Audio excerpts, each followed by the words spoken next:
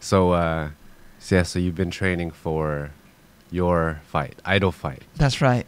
How did this happen? Okay, so let's take it back. I personally follow a lot of YouTubers in America. And, like a lot. And one of them is Logan Paul. Yeah. Some people like him, some people don't. Some people call him controversial. It's up to you. Yeah. And back in 2018, actually, let's go back even farther than that. 2017, there's an English YouTuber named KSI who fought with another English YouTuber. And when the winner, he won, and he challenged Logan Paul, which is a US YouTuber. Oh. And so these guys each had like 15 million subscribers. Yeah. And they made it epic. Yeah. Epic fight. I think they had like 21,000 sold out tickets, huge arena, and the live was like 1.5 million people watched pay-per-view live. It was the biggest non-professional boxing event in the history of the world. And these were YouTubers. I didn't know that. Okay, so here I am in Thailand. How is it compared to professional sport? Like, that's 1.5 million, right? Pay-per-view, 1.5 million. And then, like, do they have statistics from, like, boxing events and... They do. It's bigger than some of the biggest world championships in boxing events. Wow. Like, so this is, like, we're talking huge. Yeah. It's not just, like, some kids that got together to fight. And so here I am in Thailand, in Bangkok. This is 2018. At 2 a.m., I'm watching the fight because I like Logan. Yeah. I like his style. I like a lot of things about him. Not everything, but a lot of things. Yeah. And so I'm there at 2 a.m. just like cheering, just like, oh, yes! Yeah. And so I had the idea, I was like, we should do that in Thailand. And I was talking with, do you know Bale Kobsanam? Do you know him? He's really famous for his voiceovers about like football games, football matches, like Manchester United. He's like, สวัสดีครับผมเบลขอบสนามนะครับวันนี้ผมเสนอ top 10 He's ชื่อดังใน Facebook. Is it the guy you said wanted to fight me if I fought? That's right. That's right. It's him. Oh my god. So him and I talked, and we were like, I told him how big this thing was in America. Yeah, yeah. I was like, let's do it in Thailand. Yeah. And so we started talking, and we were just about ready to announce it. This is in early 2018. We were ready to announce it, and we were way excited. Early 2018? No, this is late 2018. Sorry, my bad. But then he went and got braces. And then I went and did an eye surgery, kind of like LASIK. And so my doctor was like, there's no way you're doing a boxing match. And then he's like, well, I have my braces, now I got to wait. So we kind of just pushed it to the side. Yeah. Life went on. And from there, fast forward to 10 Fight 10 this year, a few months ago. Yeah. We're like, the boxing กระแสกลับมาแล้ว Yeah. And I was like, hey, it's been a year since my eye surgery. Maybe I can box now. So I talked to my doctor. And my doctor's like, no, you can't do it. But I didn't trust him. So I contacted doctors in America and New Zealand, like some of the best doctors in the world. I was like, hey, I have a friend who's a boxer. He wants to do LASIK. If he does LASIK, can he continue boxing? And all of them said, yeah, no problem whatsoever. So I was like, okay, I can do it then. Yeah. What? You did Relax or LASIK? It's actually neither. It's called, what's it called? It's where they put a permanent contact in your eye. So my eyes were really bad. My eyes were like 10.1. So like without my glasses before, blind as a bat. Why are you wearing glasses now after you? Because my eyes were so bad they couldn't fix them to 100%. So I could, like, here I'm fine. Yeah. But I can't. These are like reading glasses, like old man glasses. Oh, okay. That makes sense? Yeah. I just wear them I don't know, I'm kind of used to them now. Oh, okay. So you have a permanent contact lens in your eye. That's right. And they said it was okay. They said it was okay. Okay, good. So after all of that, they said it's okay. I reach out to Bell Kobsanam, and he's like, my manager won't let me do it. And then here comes Thai fight. You know Thai fight, Muay Thai fighting? Yeah. They contact me, and they're like, hey, we want you to fight in Thai fight. That's crazy. And I was like, no, there's no way. I can't do the elbow to the face, boom, over the knee. I'm not a born fighter. So I told them no, and I said, what if we did an idol fight where we got all the YouTubers together and fought each other? They liked the idea, so they separated off, and we kind of made our own thing, which is idol fight. Wow. So now we contacted all the YouTubers, made the announcement, and now it's happening. Also, Thai Fight wanted you to fight. You're like, let's do idol fight, and they ended up not they liked the idea, but they ended up not working with you on That's the project. right. Okay. That's right. So it's like the online media guy of Thai Fight wanted me to get on to kind of help bring more Thai people to watch Thai Fight. Mm-hmm. And after we presented the idea, it kind of didn't work out. So we figured it all out with a separate company, and then we went on with Idol I Fight. see. Wow. Yeah. Is Thai Fight still going on? Yeah, they still do it all the time. Dang. I'm going to their championship it's in Phuket in December. Oh wow. Because I want to go see how they set it up, how they do their lights. I'm gonna go get on the stage, see what it feels like to like feel on the or not the stage in the boxing ring. Oh. Just to see what it feels like, just to be in that environment. Because Idol Fight Yeah. will be my first time ever in a fight. Yeah. So- Ever in a fight? Ever in a fight. Oh my god. Like never street fight when you were a kid? Never. No, not bullied? You didn't Mm. get bullied? No, just by my older brothers. Oh, but they didn't like fight you. No. So that's what I said earlier. I'm not a fighter. Like Oh shit. I would say I'm an athlete. Okay. I love to play sports. I'm very athletic. I feel like I've got good reflexes because I've Yeah. done that since I was a kid. Yeah. But I'm not a fighter. Yeah. Shit. You're Mormon, right? Yeah. I've noticed from many religions that they have a fortune teller. Like I've talked to some Muslims, Okay. and they have that too. Like someone that prays a lot, they can see it for you. There's some Christian people that they have chants and these things that you say, and then they have like different gifts, like gift of prophecy, gift of tongues. Right. So I'm thinking, does Mormon have that as well? Yeah, you could say that. Yeah, definitely. There's kind of, in order to understand it, this is kind of going a little bit deep. So in the Church of Jesus Christ of Latter-day Saints, there's a lot of people know as Mormons, is we believe that Jesus Christ had something called the priesthood, or it's kind of like the power, kind of like the power of godliness, so to speak, where he could heal people, where he could do different things, prophecy, language, gift of tongues, all that stuff. Yeah. And we believe that was passed down Uh-huh. to like his apostles, Peter, James, John, and people like that. Yeah. And so in our beliefs, we believe that power was restored back to the earth. So there was a time where we believe it was gone. It was restored back.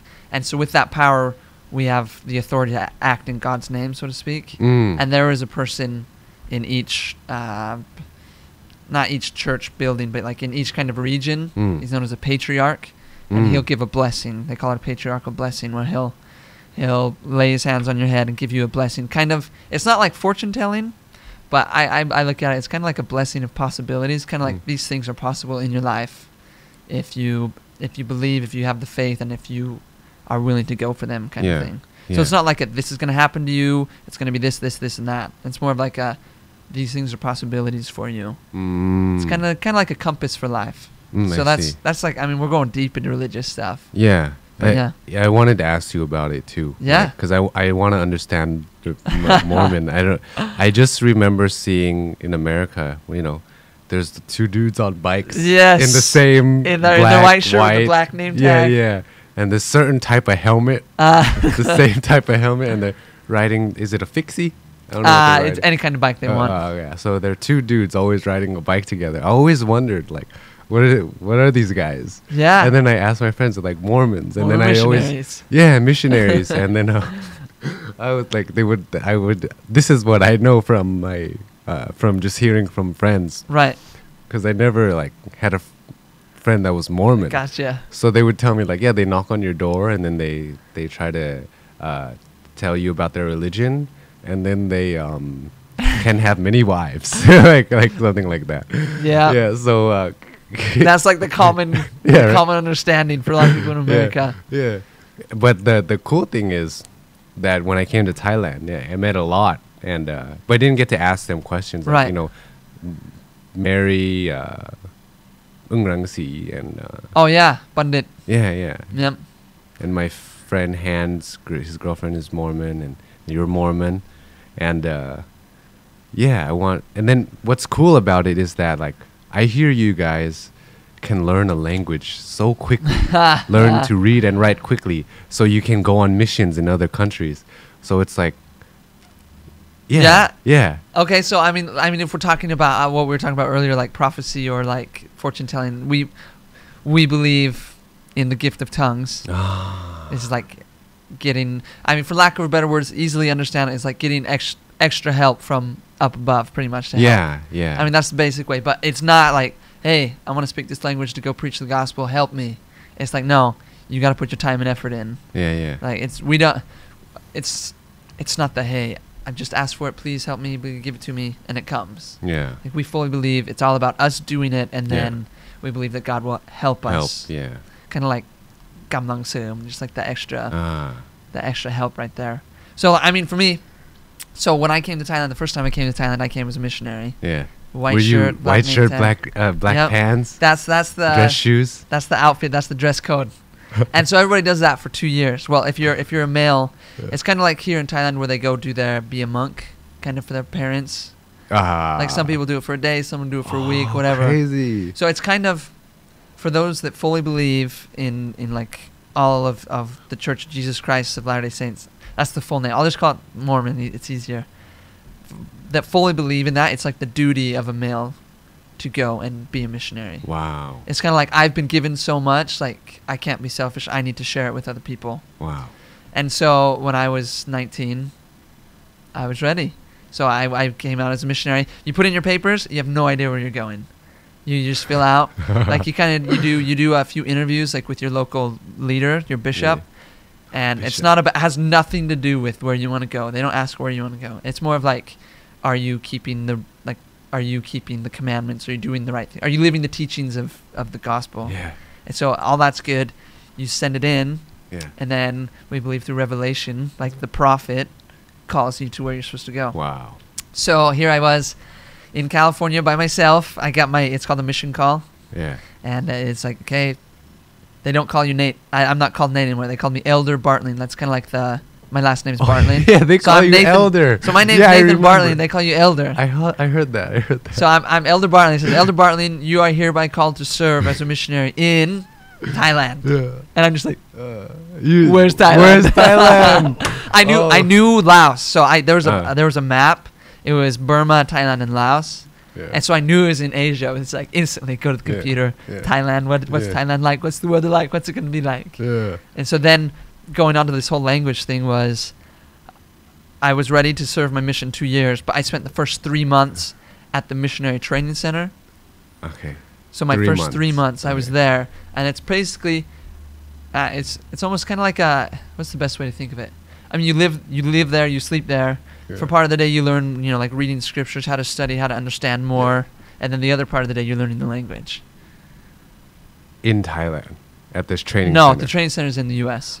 Oh, the training center. Where is it in the U.S.? The one I went to is in Utah. Oh. But there's multiple places around the world. So you went there to learn Thai. That's right. So there's people there teaching Thai. That's right.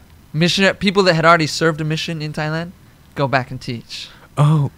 So does that make sense? Yeah. So it'd be like after Thai people there? There are Thai people there. Thai people that convert, like not converted, but some have been since birth. Some have converted here in Thailand and moved over there. And then moved there. Right. So they help teach, and then it'd also be like after I finish my 2 years, I go back. The Missionary Training Center is right next to university campus. So there's a lot of people going to school, and then they teach there as a job. Oh. So that's where I learned it. Wow. But I mean, to be honest, learning it and then coming here is two different worlds. Yeah. Like I thought I could speak. I learned the basic grammar and stuff. But then when I came here, I couldn't speak a word. I couldn't understand it because people were talking so fast. Yeah. And oh man, that was frustrating. But I mean, with time it came. So every morning, missionaries, there's always in twos, never by themselves, always as a companion. Yeah. And safer. So every morning I had a senior companion. So he'd been here for a year. He had a good knowledge of the language. They got a good system. We would read together. So we'd spend 30 minutes. I would read out loud. So it'd be like, pom. Yeah, me too. And then if I said it wrong, so if I was like, pom, he'd be like, no, pom. And he'd fix everything, and then I'd just get better over time. And then I was forced to speak it, because that's all we did. I didn't speak English with anybody. It was just me and him. Wow. He spoke Thai to me all day. Oh my God. That's what we did. That's awesome. I remember, so we'd have appointments to meet people, and like we'd help do service, we'd help clean stuff, and if they were interested, we'd teach them. And this is back in the early days when I couldn't speak Thai at all. Somebody would call me, and I'd try my best, And then I'd always give him the phone. And there was one day I was just so frustrated. I just didn't want to talk to anybody. I was like, I can't speak this language. I'm done. So somebody called me. We were riding our bikes. Yeah. And I was like, catch the phone. I'm not answering it. And so I threw it to him and to let him talk. And he tried to bring it back to me. And I was just like, I'm not answering it. So I just biked around him so he couldn't give me the phone. Because like that, it was hard for me. It's discouraging when you try to learn the language. You were 19. 19, yeah. And you're 20. Right now I'm 26. So you've been here for 7 years. You've been here longer than me. I've been here for 4 or 5 years. I spent a year and a half in Laos as well. Which kind of took my language. It helped my language, my Thai skills, but it took it back as well. I see. But yeah, so that's kind of how that's pretty much the system that all Mormon missionaries learn their language. I like it. What when you first went in, did you just learn Gao Gai at first? First day Gao Gai? No, actually, it's different now than it was 7 years ago when I was there. But they taught us, the first week was like Pasa karaoke. Oh, okay. But then they're like, no, karaoke's bad. It's not going to help you. Yeah. You're going to pronounce stuff wrong. So then they forced us how to learn to read from week 2. Yeah. So you Gao Gai the second week. And the very first word I read. You always remember this, yeah. Yeah, and it's a killer word because it's super. Oh, it made me so mad. So it was we had our scriptures, and I was like, oh, okay, I can read Thai now. Let's open up our scriptures. And in the scriptures they use, it's Ratchasap, which is like king language. Yeah. Why would they make you read that? So, well, they didn't make us read it. I chose to open that up. Okay. And the first word I read was kapachao, which is not spelled how you pronounce it. Yeah. So I just like, cow. I can't even remember how it was, but it was a mess. And then the teacher came in like 2 hours later. I was like, look, I can read it. And he's like, no, that's totally wrong. Like, shoot. Kaup. Yeah. So that was my learning language experience. Mine was ham suburi. Yeah. That was your first word? Yeah. Ham suburi. Ham suburi chai. Wow. Yeah. On the BTS, I remember. I was like, Did your parents speak Thai to you when you were growing up? Let's say no. Just say no because I just knew like Hong Nam, Ahan, stuff like that. Okay, so you knew at least a few words. Yeah, but I didn't say it right. I didn't know how to read. Right. I forgot how I would say it, and but we would speak English as I was growing up, both of them, but I wouldn't really talk to them either. So, yeah. Interesting. I mean, me personally, I never, ever, ever thought I'd speak a second language in my life. Because when I was in 7th and 8th grade, I took Spanish, and I was terrible at it. The only reason I passed is because my mom speaks Spanish fluently, and she did a lot of my homework for me. She helped, but she didn't do it for me, but she really helped me. That's funny. And then I took Chinese my senior year of high school, and I was terrible at it. So I was like, I'm done with languages. I give up. There's a debate between which is harder, Thai and Chinese. Yeah. But there's actually like an analyst that looked at the languages and actually, wrote it out like mathematically that Thai is the hardest language in the world to learn. Really? Yeah. So you learn the hardest language in the world. Well, that gives me hope. Yeah. So everything's easier after this now. Well, because I've always wanted to speak Chinese. Yeah. That's why I took it in high school, because I just feel like in the coming years, in the future, Chinese is going to be a huge thing. Yeah. It'll be so important. But I gave up in high school. But now that I speak Thai, like I really do want to learn Chinese. I want to learn Chinese as well. We can learn it together. Yeah. Gotta get second wives that are Chinese, so it'll be easier. That's a good one. That's a good joke. So Mi is in here, right? Yeah, she's back in Bangkok right now, because we came here 3 days ago, and she had some extra work with friends that she was doing, so she couldn't come. Oh, okay. I saw you pranked her like the other day. It's so funny. That's like the first time I pranked her, probably in like a year and a half. So we used to do a lot of pranks in the beginning. Yeah. But then I kind of grew out of it. Yeah. And I was probably the first prank we've done in a long time. It was funny. I like her reaction. Justตื่นมา ngong. Why is there alarm clocks? And the thing that got me was she looked at the alarm clocks, But she didn't do anything Yeah. about it. She just went back to sleep. Well, what could you? What I mean, if you woke up, what could you do? Go for I'd it. be shocked at first. I wouldn't go back to sleep. Well, okay, I gotta tell you, she's really good at sleeping. Oh, okay. Like that's not a bad thing. Like Yeah. I'm not good at sleeping. Yeah. She's very good at sleeping. Oh, okay. So, but my favorite part was when the first one went off, and then she turned it off, and then within like 10 seconds, another one went off again. Yeah. So, it was And good. But you planned it like all of them go off at the same time, right? Yeah. So the first time it didn't work out, but then gave it about 5 minutes, and they all were off. Yeah. So it And was then, good. then she started yelling. That was funny. That must have been so loud. Oh yeah, Yeah, and you yeah. can't hear it in the camera because the cameras have their internal system that limits the sound. Yeah. So it's not just like bah. Yeah. So it limits it, Yeah. so people can watch it and it's good. But oh man, it was loud. Yeah. If I just thought if I would do that, it was so loud, I would just squat all of them and just push them outside. It's so loud. You could hear it anywhere in the house. So if she left the bedroom, closed the door, and went downstairs, you could still hear it. It's loud. Those things are loud. So that's why I helped her turn them off. I felt kind of bad. Yeah. I saw that was good. Like, yeah. I even thought that's nice that she's even helping turning them off. Like she should just make you turn them all off. Yeah. That's funny. She's good. So you said you grew out of pranking. So Oh, yeah. Did you just get bored of it or? No, I mean, I still feel like I definitely have a sense of humor. I like doing it. But especially with Lugmi, my wife, there's only...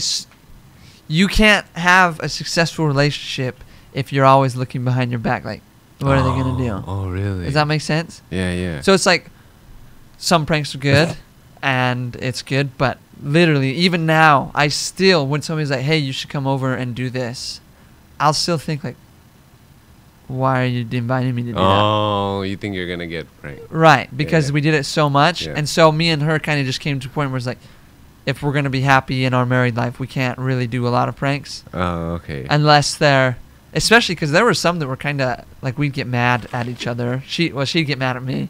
I'm not one that really gets that mad. What she get? Like there's a few where she gets pretty mad. Like she was growing her hair out for a long time, Yeah. and like we like pretended to cut her hair.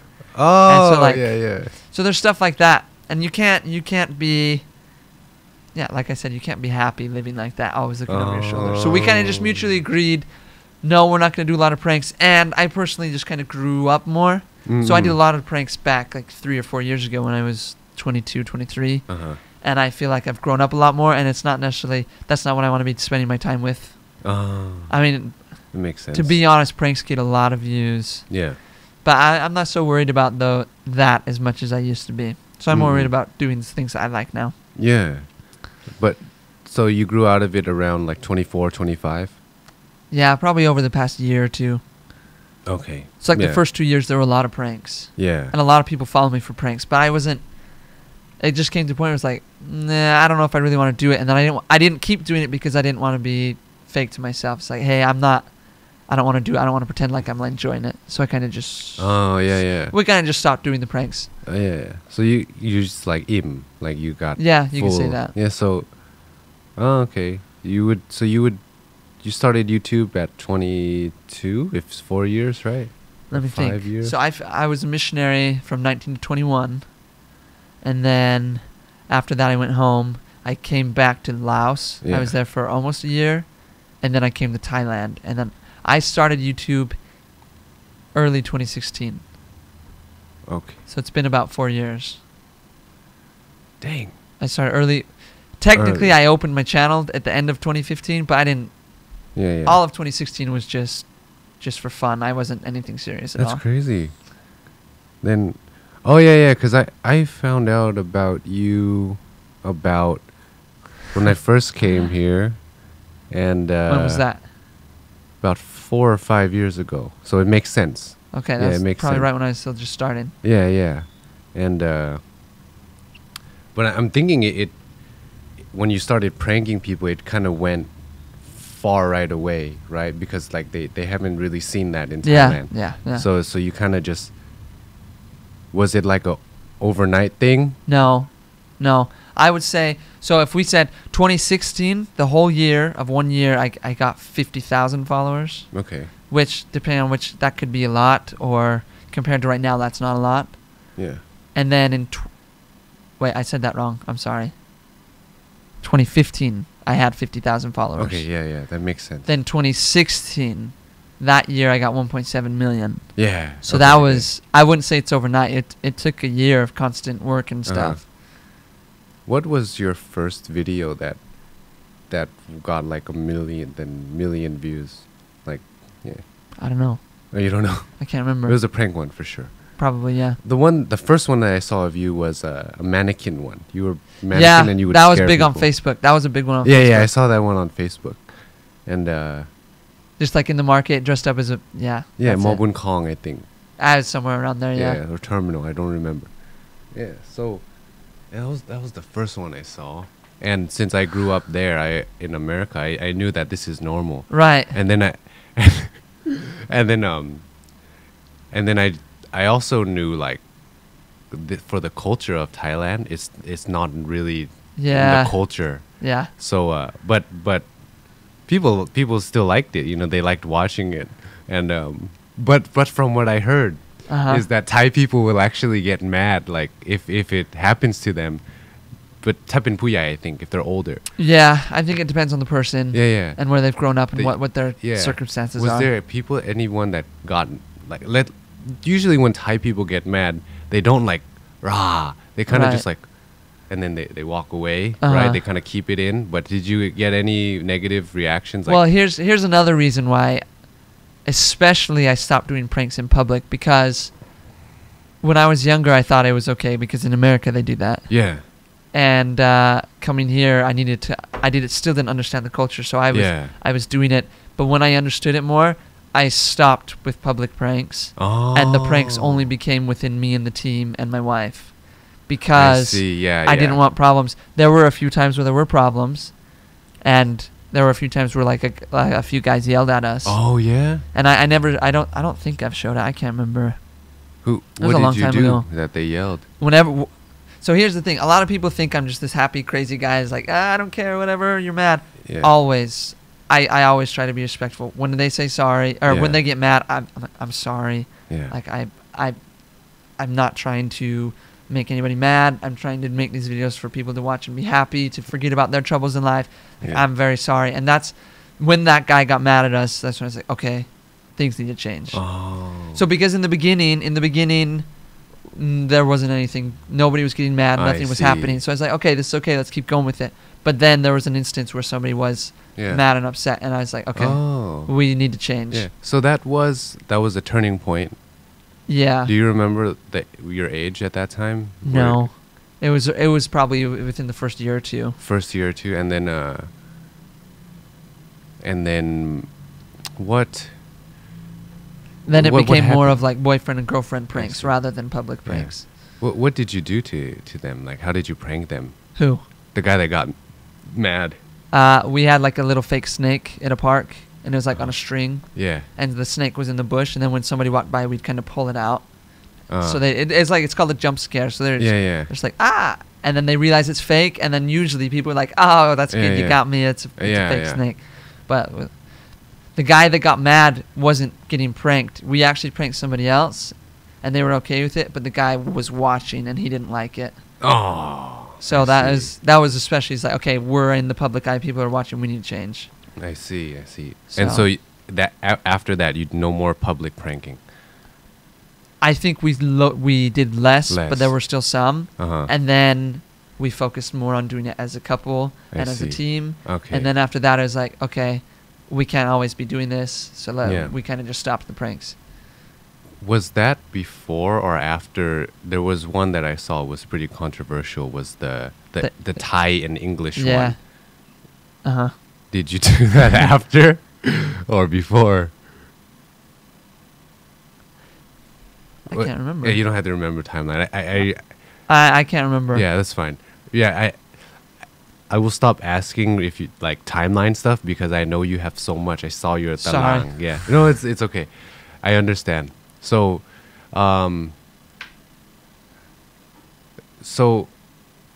So what happened for that prank? Uh-huh. Like I didn't like know too much about it. Uh-huh. I thought it was fine. Okay. Yeah. So that's where a lot of things come up. Yeah. I think it all comes down to, again, where the mumong of the person is who liked it or didn't like it. Depends on where they grew up, if they've watched stuff or not. But looking back at it now, I feel like I was an absolute idiot, and it was very bad what I did. I really think that, because it was going up and asking people questions, stupid questions that have nothing to do with proving if they can speak English or not.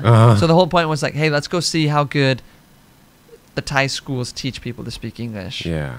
And the way I did the test was just stupid. Yeah. I was young, I was an idiot, and I feel like I fully, looking back, I'm like, why did I do that? And what was the questions? like, just the main one that most people knew was like, are you on your period? So it's like, because it's a confusing, because period is the end. they'll think it's a That's period right. instead. I see. And I was speaking fast. It was just back when I was younger. It was one of those stupid things. Yeah. So, but the problem here was some people didn't like it because they thought I was making fun of Thai people. When I was, it was a stupid thing. But a lot of people liked it because they agreed that it was kind of showing like, hey, we need to fix the system kind of thing. But to be honest, I shouldn't expect anybody to speak English whatsoever because we're in Thailand and people speak Thai and it's their country. So why should I expect them to speak my language? Like, that's just one of those things. Living and growing up in America, everybody's so proud to be an American, and they just expect people to speak their language. Yeah, and that's I was so naive back then. I see. That'd be like if a Thai person came up to me in America. Yeah, and like, spoke why don't you Thai, speak Thai? Yeah.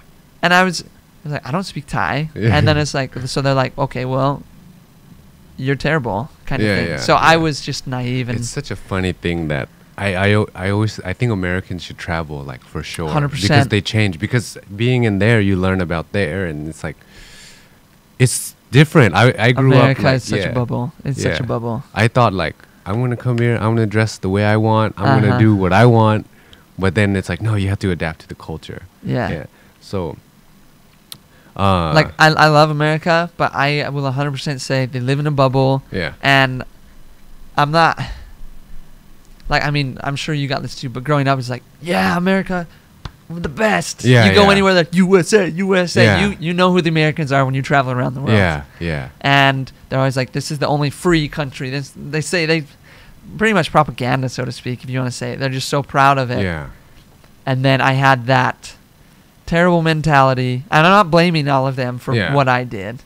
I mean, I did it, but I was so naive, and I didn't know what I was doing, and I was just disrespectful. So, and I had a few cases like that, but I feel like I've learned and grown. I have come a long way, but So, me didn't want to stop you from doing these. She didn't see the video before I posted it. Nobody saw that video. Like, the ideas that you had to prank, like, Thai people and doing all that stuff, like, did me... Oh, you mean... like, did she tell you, like, this, in the culture, this is... There were some people that told me stuff, but, like, again, it goes back to, I was in America, like, I'm an American, I'm going to do what I want. I'm just going to do it. Oh, so if anyone told you, even me, told you, like, this is not in our culture... Yeah. You're just like, I'm going to do it. Yeah, back then, that was my mentality. Which is totally different now. But she did try to tell you. I think some people did. Okay. And I think more people did than I recognized. Because I was just kind of like, I was young, I was having success, people were watching my stuff, and it's kind of like, well, why would you change what's working? Does that make sense? I see. Like, if you're making a new business, whatever it is, and it's working, it's going good, and then a few people are like, hey, you shouldn't do that. You wouldn't really change too much because it's working. Yeah, I see. And so I think I was stubborn. I wasn't listening to people. So you met her after you were doing pranks already? I knew her before I started YouTube. Oh, okay. Right. Did you guys become boyfriend and girlfriend at that? In the early stages before pranking? Before pranking, yeah. Okay. Yeah. So did you tell her, like, you're gonna do, like, these prank videos? Yeah, and I think in the beginning, everybody in the beginning is kind of like, no, you shouldn't do that, you're in Thailand. Oh, and it just comes back to, you're just like, I'm gonna do it, yeah. I'm this cocky 22, 23-year-old American, I can do whatever I want. Okay. Which is not true. Yeah. So. Okay, cool. But I like how you switched it up to you helped a homeless man find his family. Oh yeah, That was pretty cool. a lot of That stuff was in the really past cool. year. We've done a lot of trying to give him back. It's a very similar feel to a prank, but because it's like a reality, Right. and you don't know what's gonna happen, the reaction of the people. But it would be more like a social experiment type, right? So like I see FuzzyTube does it, but you can tell he does it for the views and stuff. Sorry, FuzzyTube. He's long gone. He's been gone for a while. Yeah. Yeah, he went crazy on this car. Did you see that? He just He started had so talking- many moments. But it's okay. He has Right.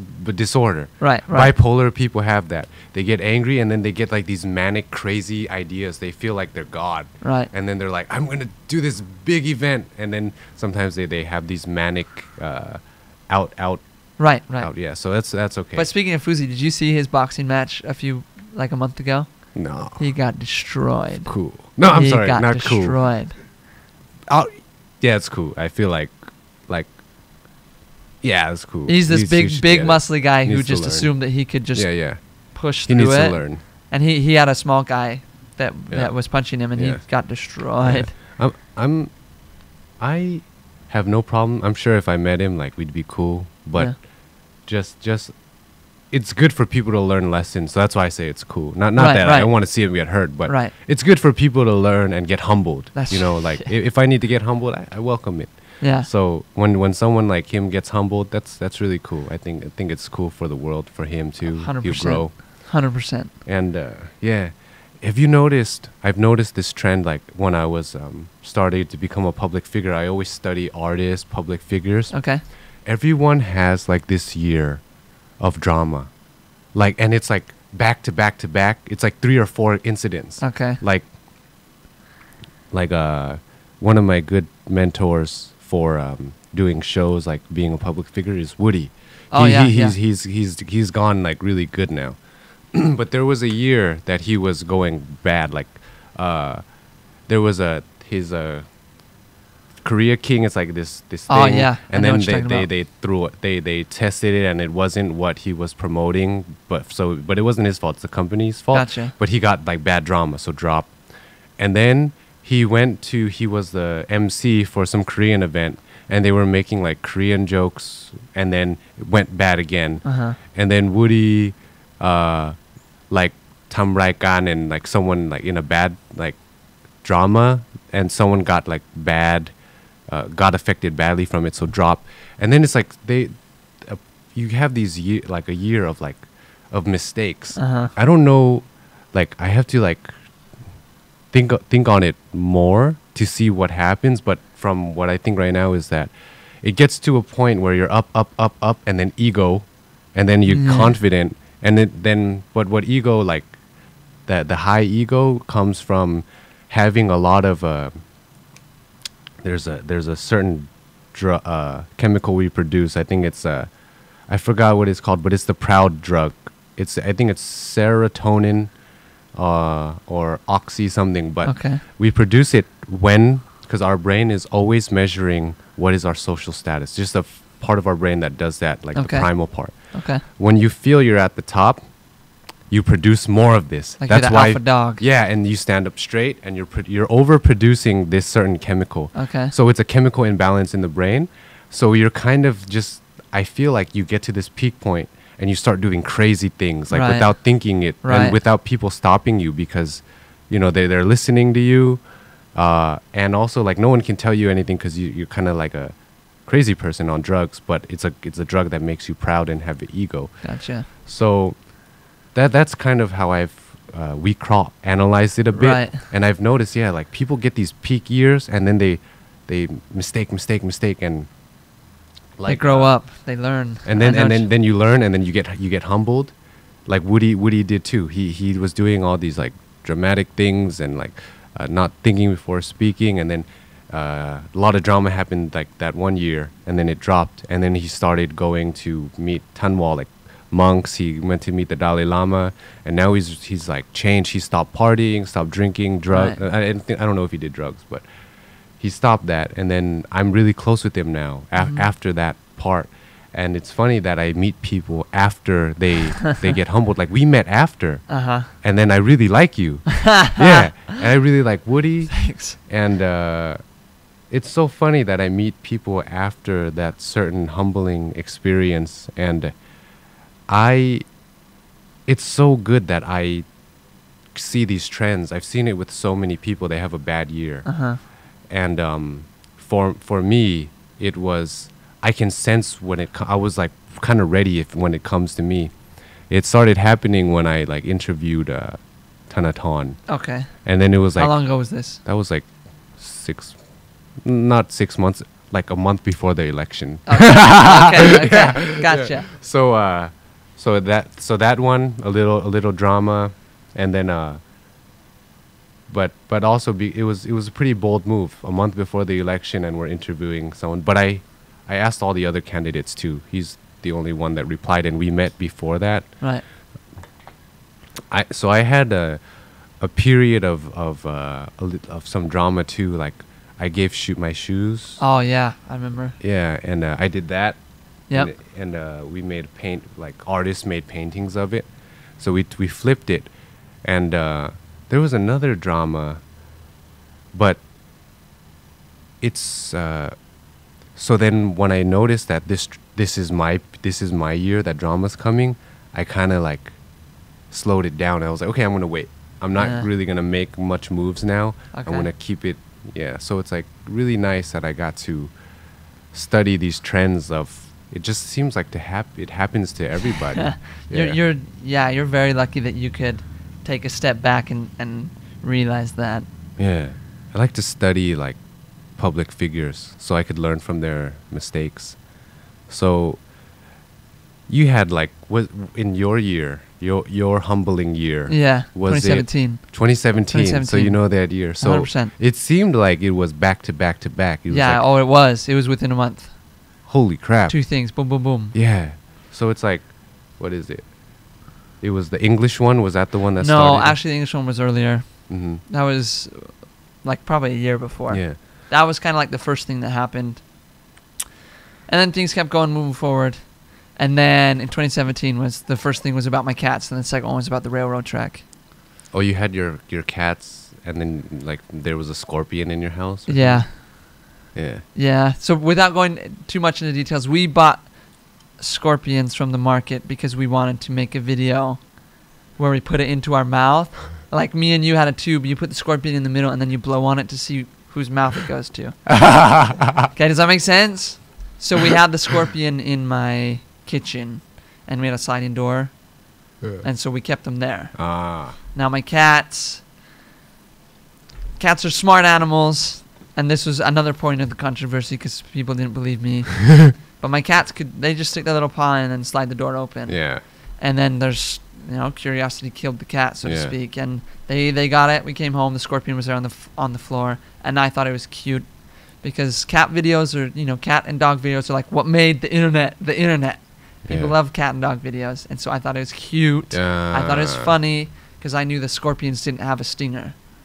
Oh. Because we were gonna eat it. There's no way I'd put a scorpion with a stinger in my mouth. Yeah. So that was my first mistake. I thought it was cute, so I filmed it. Oh. And going on to what you said, my team, I showed it to my team at the time, and they were like, "That's probably not very good." That's good. Good job, Chappie. No, he wasn't on my team at the time. Oh, okay. It was a different team. And I was like, no, it's okay. Oh. Shit. So there I am. There's my. Oh, so my it American is attitude. kind of like that too, like but it's good that they glad he balked, Right. that they dare to say, hey, no, we shouldn't do that. So they did say that. Yeah. And I was like, no, it's okay. We'll edit it. And they made it cute. They added sound effects. Yeah. But at the end of the day, it wasn't the right thing to do. So we posted it. Yeah. People thought I was. The problem, a big problem, was people thought I purposely put them there to fight and make a video. But I didn't. I really didn't. Yeah. And it was just, that's what happened. I thought it was cute, so I filmed it. And then it kind of made it worse because I had a song that came out like a week or two after that. And the song was all about life is a road. You've got a lot of turns, stops, going and moving. So some people rap thought. Song. Yeah. So people thought it was kind of like, well, you just tried to make a controversy because you have a song coming out, which had nothing Literally nothing to do whatsoever. Yeah, some people connect the stupidest things. They connected my shoe giving to like wanting to sell my book. Yeah, and then trying to build a controversy. But it's like it's okay. It got to promote it like that, so people knew more about it. But I didn't mean to promote my book. But then you just realize like no matter what you do, even the nicest act, like I gave my shoes that I was wearing to a homeless guy that didn't have shoes, and I just walked to where I was going. Right. People can still spin that, and like so then I was what's that word? Not alleviated, but I was it enlightened me. I was like, no matter what you do in this world, people will figure out a way to spin it. So you just do what you feel is right. Very interesting way to put it. So. And I'll tell you, speaking on that, with that same mentality, I think a lot of people say, what's the right word? Any publicity is good publicity. Yeah, that's an American saying. I hate it. I absolutely hate it, and I don't agree with it at all whatsoever. Yeah. I don't agree. Yeah. And the problem is a lot of people think that. It's like, just like what we said. Oh, you're trying to make this to promote your book. You're trying to make this to promote your song. You're trying to make this to promote yourself and make more people know you. Yeah. It's like, trust me, from what I've been through, nah, it's not true. You don't want it. Yeah. I have that quote, but I added onto it in my book. Okay. Because in America, we're taught that, right? Right. Well, especially where I grew up in Los Angeles. So it's like, that's Hollywood. They always say that. But in that culture, it's so many people that any publicity is good. So, but in Thailand, it's like, it's not that congested yet. Right. So that one, and for the culture too. So it's like that saying is for that culture. Yeah. But for me, I added on that there's no such thing as bad publicity if you know how to use it. So I got that bad publicity, but I flipped it. I turned it into donating, and I opened up a foundation. Now we like have a bunch of shoes. But can I ask, once you flipped it, did people say like, "Oh, you're just trying to like save face"? People will always say things, but it was what I got more was news channels took it like on the good side. On the good side, they were like, "Wow, how he handled drama so well," and they used this for studies in Nitet. Okay. In schools, they show that this is how you handle drama online. Right. And either way, like no matter what you do, people will say things like, even if they say like yeah, he's doing it to look good, but either way, I raised from that publicity. Right. I got like 1,000 shoes for kids in the mountains. Absolutely amazing. So you can always turn it into something good, and it's just, I think you could figure out a way to do it. So can I share with you something that like shook my world, like really shook my world? So we did that. We had the cat problem, and then I had the train problem within a month. And that one, just a short story, was I traveled all over the world in the past 2 years, and I had a lot of extra coins. And growing up in America, again, a lot of people put coins on the track. Yeah. I didn't use any Thai coins. Yeah. But a few of them looked like Thai coins. Like the Philippines coin looks exactly the same. But I knew that people would think that, so I intentionally showed in the video. Like, hey, like this coin is from this country, it's worth this much money. So I kind of, in my head, I was like, okay, I expected people wouldn't like it necessarily. But I didn't think it would be that bad. So that's why I tried to show. I was like, look, guys, this coin is from the Philippines. It's worth this much money. Yeah. I never thought it'd be something like bad. Yeah. And again, looking back, I remember when I told the idea to my team, they're like, no, you shouldn't do that. I was like, it's okay, we do it in America. Again, another stupid, naive thing. Like, trust me. From that, I trust my team. Yeah, you got it. I trust my team now. Yeah. And I've learned a lot. Yeah. But anyways, so that whole thing happened. And the thing that shook my world was, and I'd never even told anybody about this until probably a few months ago. Like, I didn't even tell my wife. After that incident, I didn't leave my house for like a week. I really didn't. That's a whole nother thing. But I left my house. I was on the train, and I was going home. Okay? So there's haters online. And it's okay. A lot of people said, just don't read the comments. Don't worry about it. Let it go. Yeah. I was on the train going home. I was sitting there, and then all of a sudden, I don't know how to say this politely. All of a sudden, I hear this guy sitting down just over the corner. I'm going to say in Thai. and I'm sorry, you could probably censor it if you want, but he's just like ใช่ฝรั่งคนนั้นแหละใช่ที่ทำเหี้ย He's like หน้าเขายืนหน้าผมเลยตอนนี้แหละผมเห็นเขาโคตรแย่ like he died really bad. Like I don't want to say it because we're on YouTube. Yeah. No, you could say it. We've had like like rappers come through. So and they're okay. Yeah. Just like pretty much the worst of stuff. You know, like ขยะสังคม here, just all that stuff. You know. And at first I thought he was talking on the phone. And then this is like the first time I left my house too. I look over. Oh shit. And I see him, and he's not on the phone. He's pretending like he's on the phone. And the reason I knew is because, you know, when somebody's on the phone, how you can kind of see. This was back when the older phones, like, and he put his phone down, and I think I still have the recording. I can't remember. I turned on my phone because I couldn't do anything, so I just turned on my phone, and I looked over at him, and I was kind of like, I can hear what you're saying. Oh my god.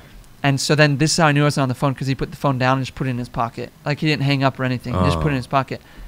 I was like, ผมได้ยินที่คุณพูดครับ And he's like แล้วคุณเหี้ยไหมล่ะสิ่งที่คุณทำกับมันเหี้ยคุณก็เป็นคนเหี้ย And I just kind of like, whoa. Okay. So this is like face to face. That changed everything, because when you're online, people get mad at you. It's like, okay, whatever, they're online. But like when you're like face to face, and everybody in the train could hear it. Yeah. And everybody's like, just like, what's going to happen now? Jesus. And so I said, okay, I'm sorry. And then I got off at the next station. Oh, shit. And just waited for that train to go.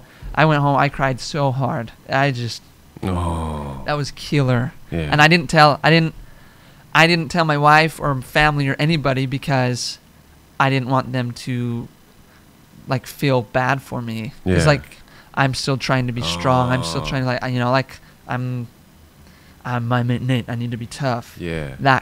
That one was, and a lot of people don't realize that. And even just reading the comments, it's really negative sometimes. Yeah. But I mean, that's crazy. That was a shock to the heart, but you learn and grow. So that was my humbling. That was probably my lowest point. Wow. So it's like most people, I don't think many people ever meet face to face with a hater. Yeah. And it's a whole different story. Yeah. So that's the first time I ever told anything about this in public too. Wow. Thanks for that, man. Yeah. I remember when we went to the YouTube summit in Japan, you shared that you cried like the first week of after that. So much stuff. You didn't leave the house for 1 week. Pretty much, and you said you cried like immediately. Like when you saw the drama, you cried like the first few days, right? Well, especially on the second one. The first one with the cats, I was being sarcastic about it. Like I didn't know how to handle it. And I kind of made some stupid posts about it sarcastically. Yeah. And then when the second one came, it just like, I felt like my heart was like ripped out. It's just like, boom. And it's like I knew instantly what was happening, and there's nothing you can do about it when it's to that point. Wow. So I cried a lot. I didn't leave. Like my team was there, super helpful. They went and like bought food for me. Like my wife. Like if it wasn't for my wife and her parents and family, like I would have gone home. Like it got to that point. You were thinking about going back. Yeah. It's like, what am I doing here? Like I'm way in over my head. I shouldn't be here. Like I even talked about like, okay, we're gonna go back to America. We'll find a job. I was like, I had no idea what I was gonna do. I was like, but we're gonna go back. But then I had a team that helped me a lot. I had, most importantly, my wife and her family, and just, you know, we made it through. So you would stay at your I stayed at my house. No, I stayed at my house, but they came and visited a lot. They came and visited. Oh. Like I felt so bad. Like I didn't even want to go to. This is a whole other side thing. I didn't even want to go to church, because those were like friends and people I knew, and I was scared that they're all gonna be mad at me too. So I didn't go anywhere. I just stayed at home. Like, and it's bad, because once that happens, you start reading. Like you got to know what's going on. So like you look and you see what all the news and everything's saying, and it just makes it worse. So that's when I say no. Not every publicity is good publicity. Yeah. Especially if you don't handle it right. Yeah. So that was my turning point. Yeah. And since then, everything's been, as far as I can tell, everything's been good. Yeah. It's been 2 years. Dang. Okay. So face to face is killer. Yeah. So what was it that made you like cry right away? Like, what did you feel like? Frustration, disappointment, all the emotions that you can think of. Because I mean, a lot of people don't understand that making videos and opening up your life to people every single day, I don't think people realize it's not as easy as it looks. Yeah. And I'm not complaining that my work is hard. Like, I love my work and I love it. But I've, so to speak, I built this thing up. I think like 3 million followers, which is not a small thing. And knowing instantly, oh man, here's another drama. It just feels like it got ripped out. It's like all this work, everything I've worked on, and I even said it's like 100 good videos, and if there's one bad one, like that's all they care about. Yeah. And so and I knew that, and it feels like everything you've built and worked on is just shot down instantly. Yeah. So that's why it's all the blood, sweat, and tears put into it, all the hard work, and it's hard. Oh, you feel like everything that took you years to create, you like destroyed it in in a year. In one video. 1 month, in 1 or 2 videos right there. And it's stupid, naive stuff. It's like, I shouldn't have done that. But I wasn't listening to people. I've learned a lot. Like, I've learned to listen a lot more. Yeah, that's good. So I was lucky to read a book before I came here, audio book that said when you come to a new place, observe, make friends with someone. It was a business book too. It was like, for doing business, stay close, like be close with the customer, be close with the mentor, and be close with someone that understands the culture. So when I was doing videos, I would make sure I would ask someone who knew the culture, is this okay? Yeah. Like, is this word okay? Like, can I say this? Is this offensive? Is this... I still have problems with that today. But I know what you mean. Yeah. Like, sometimes, like, I'll think a word means something, and then I use it, and like, it just happened like a week or two ago. I was using it a certain way, and it was totally wrong, and I created a problem for myself just within like a small group of things. So it's... I fully understand why that would be really helpful. Yeah. So 1 week you stayed in the house. They gave you support, and then the day that you got out, the first day I went out, you went on a train. Right. And that's the first thing. And that's the first thing that happened when you went outside. Pretty much, yeah. Oh my God. So it was... was there a reason why you... What train? Like B2S? BTS? Yeah, it's the airport link. But yeah, pretty much the BTS. MRT, BTS. It's just a public train. Okay. Oh, the Sky Train. Yeah, the Sky Train. So not the train. Not the train that I put the coins on. Yeah, because I was thinking, were you... was there a reason why you went on that type of train? Oh, but you went on a Sky Train. Yeah, it was close. Yeah, I was just going to a meeting. Oh, okay. And you could hear that. Yeah. Oh, Jesus. So you went home, and then... there it goes again. Yeah. Just like all over again. I didn't tell anybody about it, though. Oh, shit. I didn't tell any... Like, my wife didn't know about it, and it's been 2 years, and she just barely found out about it. Yeah. So after that, were you like not gonna go outside again, or like how did you handle going outside? No, nobody knew about it. So, and now that I already left, I was like, okay, well, I got to keep going out now. Oh, okay. And you got to keep moving forward. I mean, no matter what problems you get with life, if you stay down low and you just dwell on the bad things, you'll never get better. So, I feel like I'm a very optimistic person. Yeah. And so, you just got to keep moving forward, one foot in front of the other. Well, but it was not instant happiness overnight. It took it took weeks, months. Yeah. So then, and then you started making that. Okay, so then that's when you completely stopped the prank videos. I think so. Yeah. And then I still think there were a few just with friends. With friends. Right. And doing that one, like that homeless guy. Oh, yeah. Finding his family. That one was... How did that happen? That's the miracle upon miracles. Because, this was probably about a year ago. Yeah. We were doing videos. So I saw some videos over in America where a guy was giving money to a lot of people. And he was doing good. Like, he was doing it for a good purpose. And I was like, hey, that's a great idea. I've been given a lot. Kind of goes back to that whole missionary thing. I've been given a lot, and I need to share with others. And so I've been blessed. I have a great job. I have a good income. And so I was like, okay, let's go out and let's go do some good. And really, I've done a lot of good videos like that, but none of them ever got a lot of attention. Like, I helped people that were in my neighborhood, like the lady that cooked my food for me every day. Yeah. Like, I'd go to her restaurant every day. Yeah. I'd go give them some money, and I did some stuff. But we decided to go do it specifically for homeless people. Uh-huh. And we gave this guy some, we gave a few other people. And then, like, a week later, I think it was, somebody contacted me on Facebook and was like, "Who's that old guy? Where'd you find him?" "He's my dad." "Was it my dad?" "He's my cousin. He was something." And so we were like instantly like, "Oh, I know exactly where he is," but we didn't tell them because we were scared that, because so my team was like, well, what if it's not really his family? What if he's like in debt to somebody? You got a good team. What if he's doing something? So then I was like, well, who are you?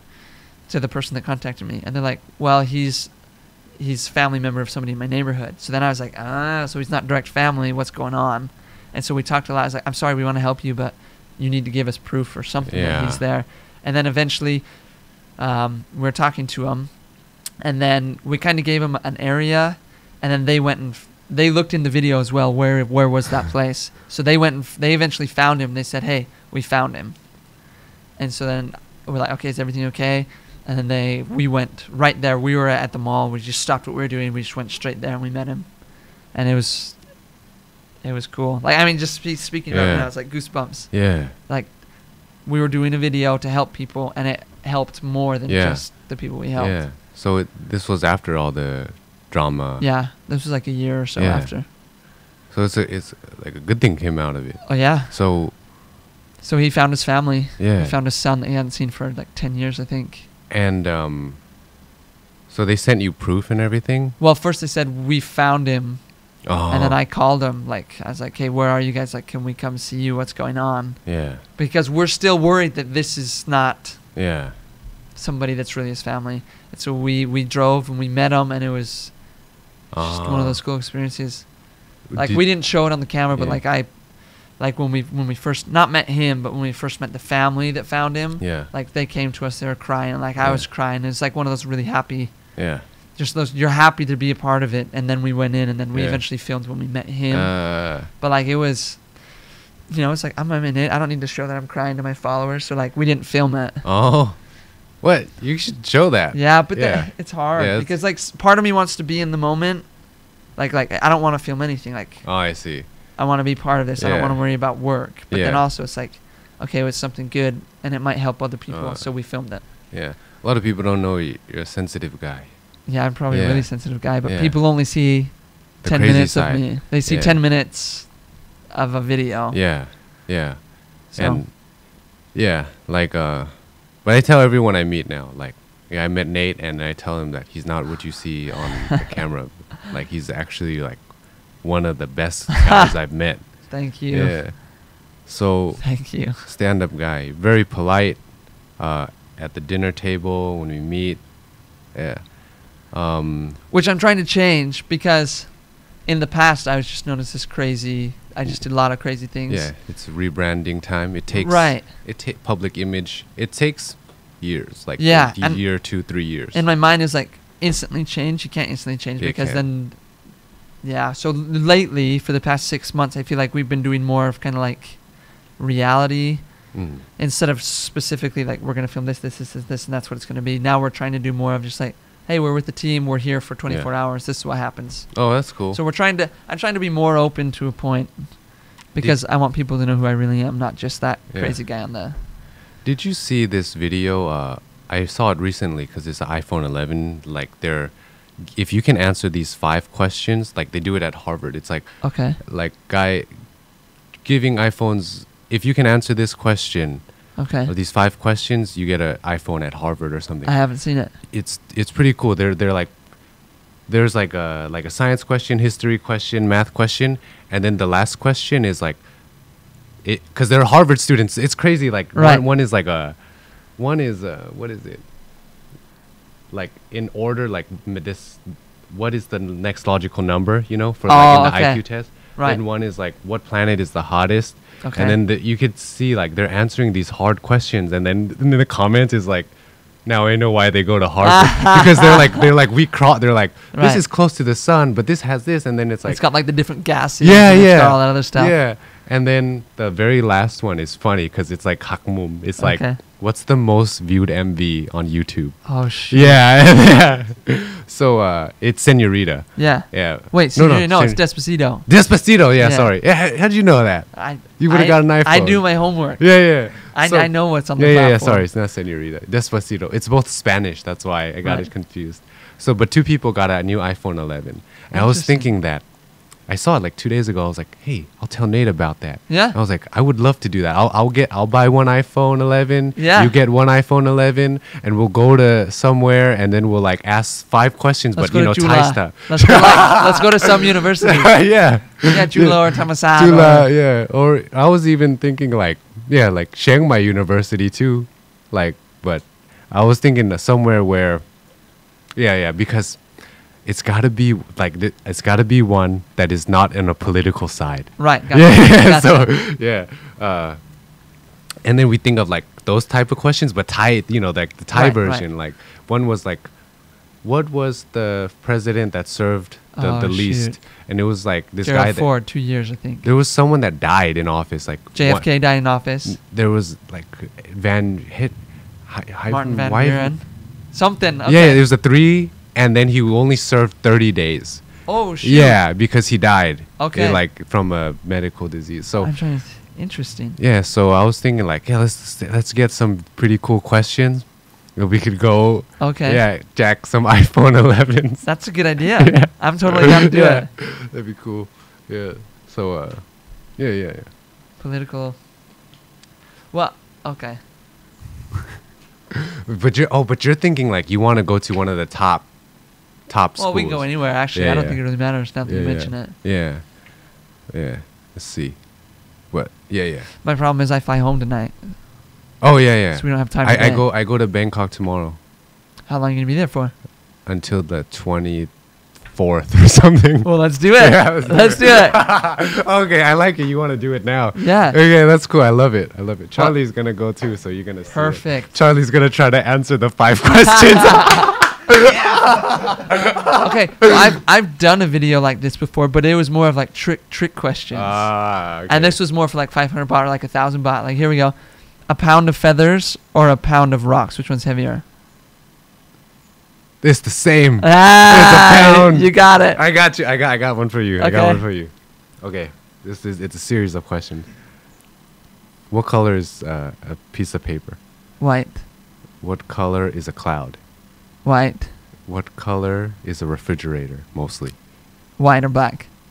White. We'll just Yeah, say white to go with it. White. Just white. What is toilet paper color? White. What do cows drink? I know it's water. I thought you Think would white know this milk. one. Yeah, because this is something they ask in California. Right. Yeah, were you ever asked this? No, but the reason I'm well, one, we're talking about trick questions, Oh, but two, yeah. yesterday in the video we filmed, we had a question just like Oh. this, just like it. Okay. So yeah, I'm totally down to go and do this iPhone Yeah. one. We'll get Yeah. good questions. Yeah. Not some trick questions. Yeah, and get some smart. Yeah. Like, I used to do that actually a lot. I used to do interviews, just random people on the street side, and ask them like, hey, if you can answer 5 questions, to give you 1,000 baht. Oh, okay. But yeah. You know what I think? Like, instead of the iPhone, can we like ask Samsung, do you want to sponsor this video so we don't have to buy? Please. Yeah, right? Do you have a Samsung contact? I do. Yeah. Do you? No. Well, I have a guy that has the contact. Okay. So yes. I'll go through my contact I'll ask and then him. you go through yours and then we'll see. I'll send you the video so we could sample it. Right. To I mean, them. I'm totally down to get the free one, but if we're thinking about what's more popular right now, the iPhone is because it just came out. Yeah, that's true. But we could do either one. Yeah. Either way, it's a free phone, so I We don't could think do anybody both. would complain. Yeah. Yeah. Okay. So That's that's good. cool. I recently did a prank video. It's being Okay. edited right now, and my friends like. Was it a public prank or like a No, prank on a friend prank. Okay. They prank me in cute ways, like because I did it to them. Like I had a friend Kun Kao. He just came back from America, and we did this show together with this other guy named Prochain. Okay. I took Prochain to a fight. Okay. And then I just had Kun Kao. He came back and he just walked past him, and they were like, "Oh yeah." And then I did that to Kun Kao. He was somewhere, and I pretended to be a waiter. Right. That was just like these little like surprises, right? Right. But then they got me. Like I went to speak. The thing that kind of like made me the yak can to revenge was. We have a line group, and I messaged them, and I said, "I'm coming to Bangkok. Does anyone like? Can we meet?" And then everyone was like, no, we're busy, and some people didn't answer. And I was like, what is this? Then I sent a sad face. And then later I found out that Kun Kao was like almost like yom, because he felt bad that I made a sad face. When I went to my lotu after like the interview, one guy was waiting in the car approaching, and I got surprised, like, oh shoot, surprise. And I was like, oh, I hugged him, and I looked to the left, the drive, like in the drive passenger, another friend is there. And then I got surprised again. Someone else came out the car in the driver's seat, and I got surprised again. Gotcha. And then they're like, oh, Kun Kao's not here. I was like, oh man. I turned around, he's like right behind me. So my heart rate went like doot doot doot, like 4 times. So then what I did was I invited them to all play poker at my hotel. Okay. And then I called the police, like I 10 people to come in the room and arrest everybody. Shoot. Oh, you're mean, Banker. Oh, that's a good one. That's That's a good one. They were all like they were 2 of them were calm, but deep down they were like scared. Oh yeah. Yeah, and then the other guy was like nah seed nah dang. And one guy almost got crazy. Was like, what is this? Yeah. Oh wow. Yeah. So and then I love it. Yeah, thank you. And the peak point was there was supposed to be drugs in a drawer, and then everyone gets handcuffed because of the drugs. Right. But I don't know why I guess they couldn't find fake drugs. I guess they were real policemen. So yeah. So that was pretty cool. That's coming out pretty soon. I'm excited to see that. Yeah. So okay. One thing that I'd like the audience to know is that you're one of the most stand-up guys that I've met, and it's because you're really polite, courteous, and table manners is good. I remember you chun tukon kui, like you ask them each a question, you divide your attention and time at the table. When we went to when we first met, you're like, oh yeah, we're planning to go Sky Tower. Do you guys want to come? So you're like friendly. And then you even asked us like, what time is good for you guys? You guys want to rest first? You make sure we're good first. And then even when we went to the Sky Tower, you were saying like, do you guys want to go up now or at night when it looks better? And you would always ask if we're okay. You're always checking, like a good leader.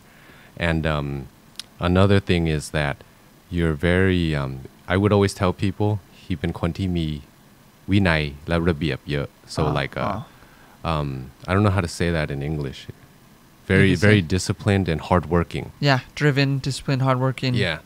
So which is a side that I don't think I ever show many people. And I tell people that I'm like, people don't know that you wake up at like 4 in the morning, you work before your team comes. When your team comes, you go shower, and then you go back to work, and then you try to get home and get to bed by 8 p.m. That's right. And then you divide your time for family time before, right? Yeah. And then you're scheduled, everything is on point. Like I saw 10 a.m. you're meeting Sean, 12 p.m. you're having a meeting. Right. And ever since, your room is orderly, like your equipment is here. It's orderly chaos. And like your batteries are flipped, which one needs to be charged. Right. Write everything down.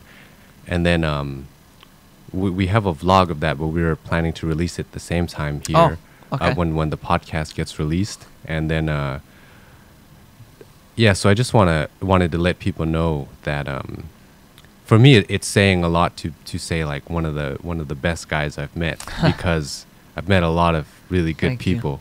And I just want people to know that there's a different side. There's a different side to this guy that not a lot of people know. And my question is, me meeting you now versus 2 to 3 years ago, what would that have been like? I think it would be very similar, but also very different. Because I've always, since day one, actually since being a missionary, I learned how to manage my time. Like as a missionary, going back to that, it was like we had a daily planner that had every 30 minutes. So every night before you went to bed, you planned what you're going to do the next day. Wow. So you were held accountable. Like, you had to be accountable for what you're doing. Because, like, I mean, in that point of time, you weren't accountable to any person, but you were accountable to God, so to speak, for you using His time. So we'd have every 30-minute planned out. And that's where I learned how to set daily goals, how to set hourly goals, how to set weekly and monthly goals. Jesus. Yeah.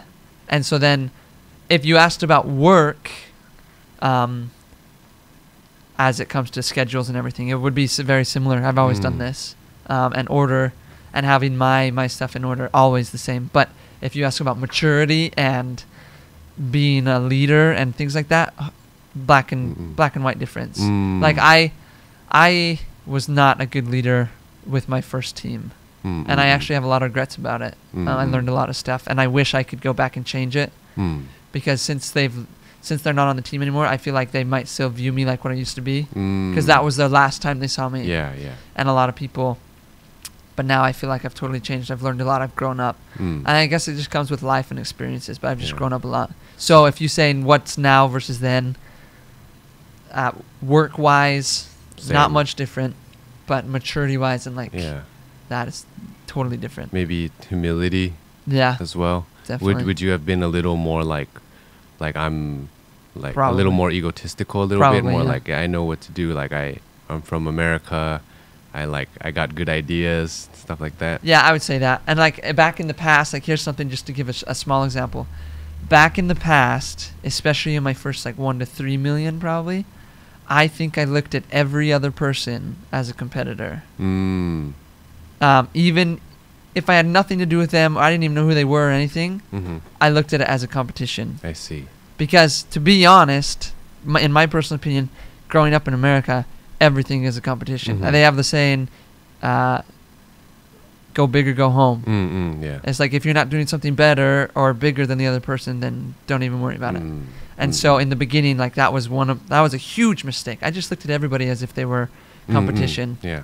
And now, like, I just look at it as if we do stuff together, even if I'm bigger than them or smaller than them, and when it comes to followers, it's like we're all just doing it together, because when we all grow, everybody helps. It helps exactly. everybody. So that's a huge mindset that would have been totally different 2 or 3 years ago. Mine's a bit similar, but I would say healthy competition amongst friends. So I was fortunate to study artists, musicians, and then I always saw that even if they're competitors, they'll have a song and collab. And then I see who lasts the longest. At that time was like Lil Wayne. He would collab with everybody. Yes. Every Wongan, rock, indie, everything. He was even with Justin Bieber on one of the songs, wasn't he? Yeah. Because I used to make hip hop music, so I would study them. What makes these people successful? So I applied these same concepts to online. Right. So when I was doing my page on Facebook, where I grew up, because the content would be a little more mature, not too many people watch it on YouTube. So what I did was, the way I saw it was that everyone is a king, like is a kingdom. And their followers is their population of their kingdom. And the way to expand your kingdom is to go collaborate with as many kings and countries as possible. So what I did was I started, I'm very curious, so I just loved interviewing people and just talking to them. So I would think, instead of seeing anyone I saw as competition, I'd be like, we gotta collab, we gotta be friends. So then I would just message them like, hey, let's collab. And then that's how I started meeting almost everybody in Thailand, and becoming friends with every single Wongan, to like the owner of Playboy to like politician. And then so it's like YouTubers, actors, models, musicians, rappers, and so then that was my idea was I'm gonna collaborate with as many Wongan as possible. So that's a great idea. That's an amazing idea. But in my early days, I wasn't thinking like that at all. I was thinking collaborations. I mean, this is back then. It's not right now. I was thinking collaborations only pretty much for self-gain, pretty much. So I'd be like, hey, you got a following, I've got a following. Let's see how many we can cross over and get more following. And that was in the past. But now I fully agree and I understand. Like, now it's somebody that has not even a million, so to speak. Yeah. Like I have 8 million, and I'm like, okay, I like your content. I think what you're doing is good, so I'll do it with them. But if you would have asked me a long time ago, I'd be like, I'm not getting anything out of this. I'm not interested. That was the past me. Yeah, yeah. So I see. Yeah, and so your way of doing it, I think, is just perfect. And I always saw it as, let's say, I'm collaborating with inspirational people. Right. That's going in the same ocean. Right. But if I go to some place that has no idea who I am, where it might be wong kan, let's say rap. Yeah, Okay. let's say rap. Yeah, people know me from that, but let's just say no one knew me from that. Then it's like a completely different ocean, and then it's like more people would know you from that. That's right. So it's like, yeah, a lot of different wong kan is good. So that's how it would be. One thing that when I saw you in the beginning, when I was on the rise too, I thought I thought I'm sure we could get along because we're from the same country. We're pretty much from the same city. Yeah. And we'll talk about that. And I thought I'm sure we could be friends. And then I was also like, I don't want to get pranked. So I was like, I'm scared to make friends with him right now because I'm afraid to get pranked. Yeah. Fair enough. So it's cool that at this time. When I'm not doing many pranks anymore. Yeah. There you go. It was like perfect timing. Yeah. So back to the same city. After I got out of juvenile hall, I had to change schools. Okay. And there was always this one school I heard about. There's Asian people. Yes. And I was like, please, I told them a long time ago that I want to go to this school. There's Asian people. I won't get bullied. Right. And then they were like, oh, we don't, in America, you have to be in the area code. That's right. Yeah. And I didn't live around there. Right. So, but we had a relative and my parents wouldn't do it for me until I went to jail. Okay. And then we asked for help. Can we please use your address so Sean could go to this school in your area? So we did that. Even though that's actually not right. You shouldn't do that. You shouldn't do that. But there's people that do it. Yeah, there's a lot of people that do that. And so I ended up going to Walnut. Okay. And I freaking love that school. It's the first time of my life that I was like, I wasn't bullied. Right. And girls actually liked me. Yes. Yeah, first time. That's very important when you're a teenager. And I was the first time in my life that I was actually popular. I was like, what is this? I was a loser. And then all of a sudden I go to this school, I'm popular, and I don't know how to handle it. Okay. Like the two most beautiful girls at that school liked me. Yeah. And I messed it up with one of them. Oh, no. And then I just didn't know how to talk to girls. Right. It was so bad. It was like, she liked the Lakers. Okay. And I made fun of the Lakers. And then she didn't talk to me after that. And I was just like, because of that. Yeah, she really liked them a lot. Like she would wear their jerseys all the time. Okay. And then it was interesting time. See, I taught the whole. Go ahead. Oh no, go finish it. You talk. I taught the whole school like that Muay Thai, and it was like when UFC was rising. Oh yeah. So it was like this guy knows Muay Thai, and it became more popular than football, basketball, everything. Seriously. Because I would host fights on Friday night. Friday night. Friday night. Friday Night Lights. Yeah. You got it. Then everyone would fight. Everyone at school would want to watch it. That's and cool. then we posted it on YouTube and like thousands of views. And in the school, there's like 1,000 people. So it's like everyone in the school watch these videos. So then like I was known for like don't mess with this guy. Right. Yeah, and it was fun. It was a fun time. See, so your high school experience was so different than mine. 100% night and day difference. Yeah, so you were in the city next to mine. Right. Where I would hear that there's the most beautiful girls there.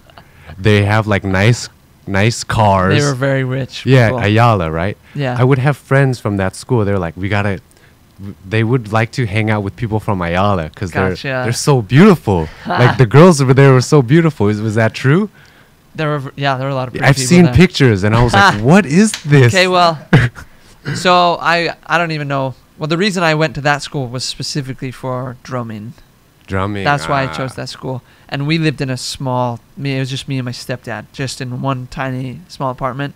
Yeah. And but like everybody else in the school was like nice big houses, nice cars. Oh, you live with your stepdad. I lived with my stepdad at that time.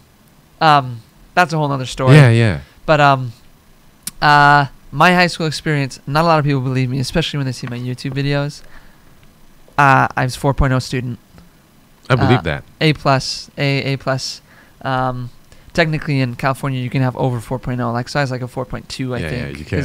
You can. AP classes Yeah, get AP you more classes, credit, whatever. yeah. But I think I had like 1 A- in my entire report card from like 7th grade. For people that don't know, AP stands for Advanced Placement. Oh yeah, and those sorry. people would be like the smartest people in the school, and they did the most work. Like at school, I remember like when I saw someone's schedule, like I was like, "You're in AP." It was such a big thing. Yeah, so it's a really big thing. It. It's like Nihom, like stuff like that. So I wasn't a nerd, like I was like obsessed with school, but I was just good at beating the system. So the school is the system, and you find a way around it. Like there's a way to get stuff done. So I never had homework. I got everything done in class, but I wasn't like the kid that just like sat in class and like always listened. Like I had fun. I'd play with my teachers. Like I pranked some of my teachers. I did a lot of stuff, and I was just kind of, I wouldn't say I was the class clown, but I wasn't the nerd. I was just kind of there. I got everything done because I was on a world championship drum line that I had to spend all my time focusing on drumming and getting that stuff. So school was just like school. I need to get it done, and I was just good at it. So they were okay. Well, how did you like play the system? Like, since you were like on a drum line, were they like giving you slack? Because I know basketball players would get that. No, not at all. No. Because to be honest, in America, sports are, especially in school, sports are the most important thing. And in my personal opinion, basketball and football people got a lot of slack. They were given a lot of leeway. Yeah. If your grades weren't good, then you couldn't be on drumline. Yeah. So, like for me, I feel like I just naturally was good at it. What were you? Oh, you were just at school. But English, which we've talked about this before, but people don't know this. Math and science for me is easy. Whoa. I don't like it. It's not like, hey, I love it. But it's like 1 + 1 is 2. If talking in math, there is no other way to look at it. That is the answer. No matter what you say, 1 + 1 is 2. Unless you get like, this is where I don't like it. Well, 1 person plus 5 people equals 1, because that's 1 family. Oh. Does that make sense? Yeah. But we're not talking like that. We're talking 1 + 1 is 2. Black is black, white is white. Science, if you mix sodium with chloride, you've got salt. You've got sodium chloride. That's what it is. Boom. Yeah. Okay? So for me, it's easy. Black is black, white is white. Okay, you understand this? Boom. You can answer the test. Doesn't matter. It's all good. So you knew the periodic table. All that stuff. I didn't know that. But English was my worst subject that I hated, because you have to be creative. Yeah, it's art. You have to. Yeah. Like you read a book and it says there was a coffee cup on the table, and then the teacher's like, why was there a coffee cup on the table? What does that coffee cup mean? I'm like, I don't know what it means. It's just a cup on the table. It doesn't mean anything. Then the teacher's like, no, actually it means it's a reference to slavery back 100 years before that had to do with this and that and that. And it's like, okay. I love that stuff. I couldn't write essays to save my life. I loved like the art, the metaphors, and all of those things. Yeah. But speaking of arts and music, that's what I was all about. I was in theater, like I did acting. I did musical productions. That's like where you sing like a musical. Oh, I love that. People don't know this, but I love to sing. I'm not good at it, but I love it. I love to sing. Like being on a stage. Like I was in like you know how they have musical. Beauty pageants for girls? Like they did a funny beauty pageant for men at my school, where it's just like making fun of it. Yeah. And like, oh man, I was all into it. I came out with like my epic capes, and I was like happy. I was like dancing, doing what they did. I love that stuff. Yeah. I was like born to be on the stage. I did ballet when I was a kid too, actually. So I was on a stage from when I was little. So I've always been in front of people. Ballet, so you could stand on your toes. Before. No, the guys don't do that usually. Oh, okay. That's the girls that do the point. Okay. But like I did ballet as a kid. I did musical production, singing, and then drumline and piano was what I did through high school. So I'm guessing that was your favorite subject in school. Oh yeah, I loved like theater. I loved being creative, performing. not being creative, like writing. Literature. Yeah, writing. Yeah. And so that's why I think YouTube and being online was such a perfect thing for me, because that's what I've been doing since I was a kid. I've been performing for people. Yeah. You know what I've noticed? The best YouTubers have creativity and rabop. And it's really hard to find that in one person. Right. B has it. He was a good student. He built robots. Oh, right, and he's creative. Right. You're a good student, AP, and also a bit creative. There's some people that are just completely creative, and it's hard for them to market and be consistent because of that. And there's some people that like they're always on time. They're mirabiap. They're like, but they're not creative. Right. So I always notice that the most successful people have a combination of both. Interesting. Those are the best business like owners as well. So yeah, like on time. You were early today. I'm always. I hate being late. Yeah. Like, me too. absolutely despise it with everything. Yeah. That's one of my biggest pet peeves, and it's hard because Luke, my wife, she's getting a lot better, but a lot of times like it's like we need to go, but I can't be super forward because she's my wife. I need to love her. Yeah. And so it's like we gotta go. Yeah. Like, we gotta go. Come on. Like this morning, like we couldn't find the van. We met him. We're supposed to meet him at 8. It was like 8:15 or 8:20. Yeah. And I'm just like, Sean's gonna think bad about me because I'm late. Does that make sense? I hate being late. That's true. If you were late, I wouldn't get mad. I'd just be like, okay, I know now. But I didn't think you would be. Cause but like in my point of view, somebody who's late means they're not respecting the other person's time. Yeah. Does that make sense? Yeah, exactly. Me too. And they're not a man of their word. That's how I interpret it. And I fully understand, like, traffic happens, things happen. Yeah. And that's okay. But like, so there's a point where it's like, okay, this is more than just something happened. Yeah. So for me personally, that's another thing a lot of people don't know. Yeah.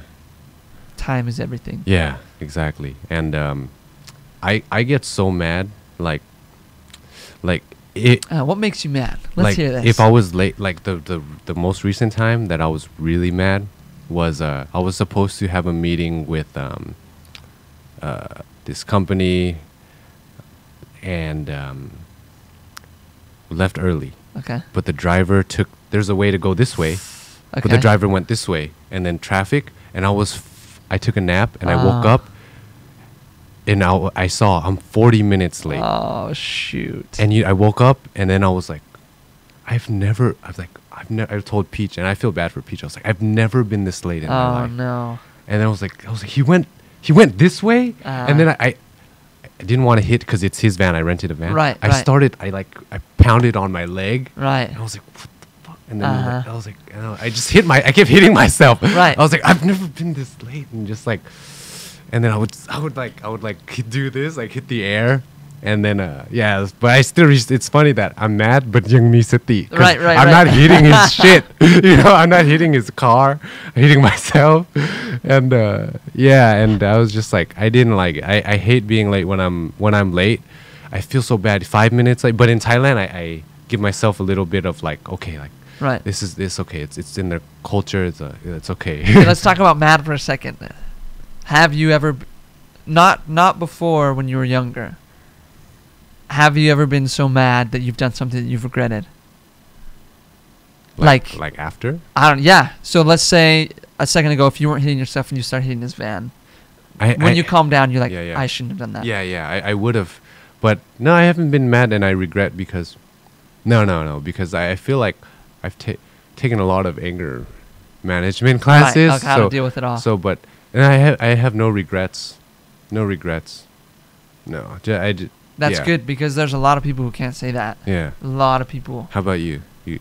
As far as I've always had like little things, like when I got mad and like I said something I shouldn't have. Yeah.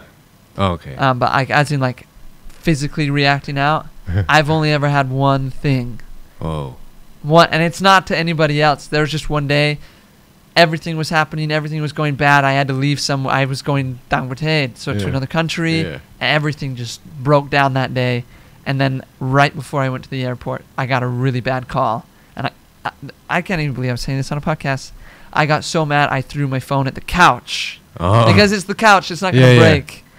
And then it bounced off the couch and broke. Oh, dang. So it bounced off the couch and hit something else. And then how was it? Didn't go high. Like, just boop, I mean, because I'm athletic. Uh-huh. I feel like I'm athletic. I might not look like it, but I feel like I am. So I threw it straight at the couch.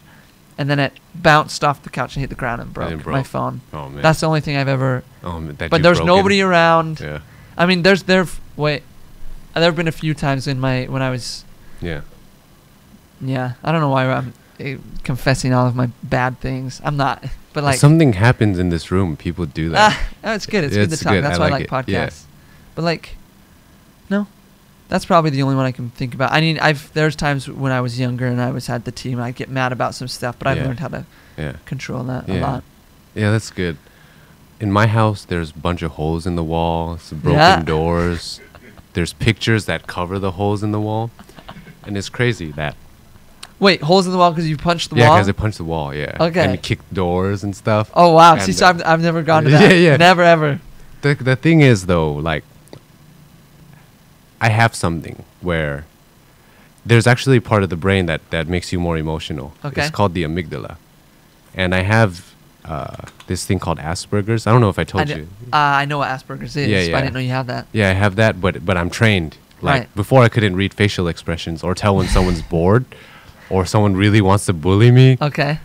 Unless it's super chat, if someone's like mad and they're just like, naning, I can't tell. But if someone has to be like that before, but now I'm trained. I studied a lot of like human books and like conversation books and stuff like that, like Jeep Sao books, like the game. So just because I needed that, because Asperger's doesn't have that social skill. Gotcha. So I practiced it a lot.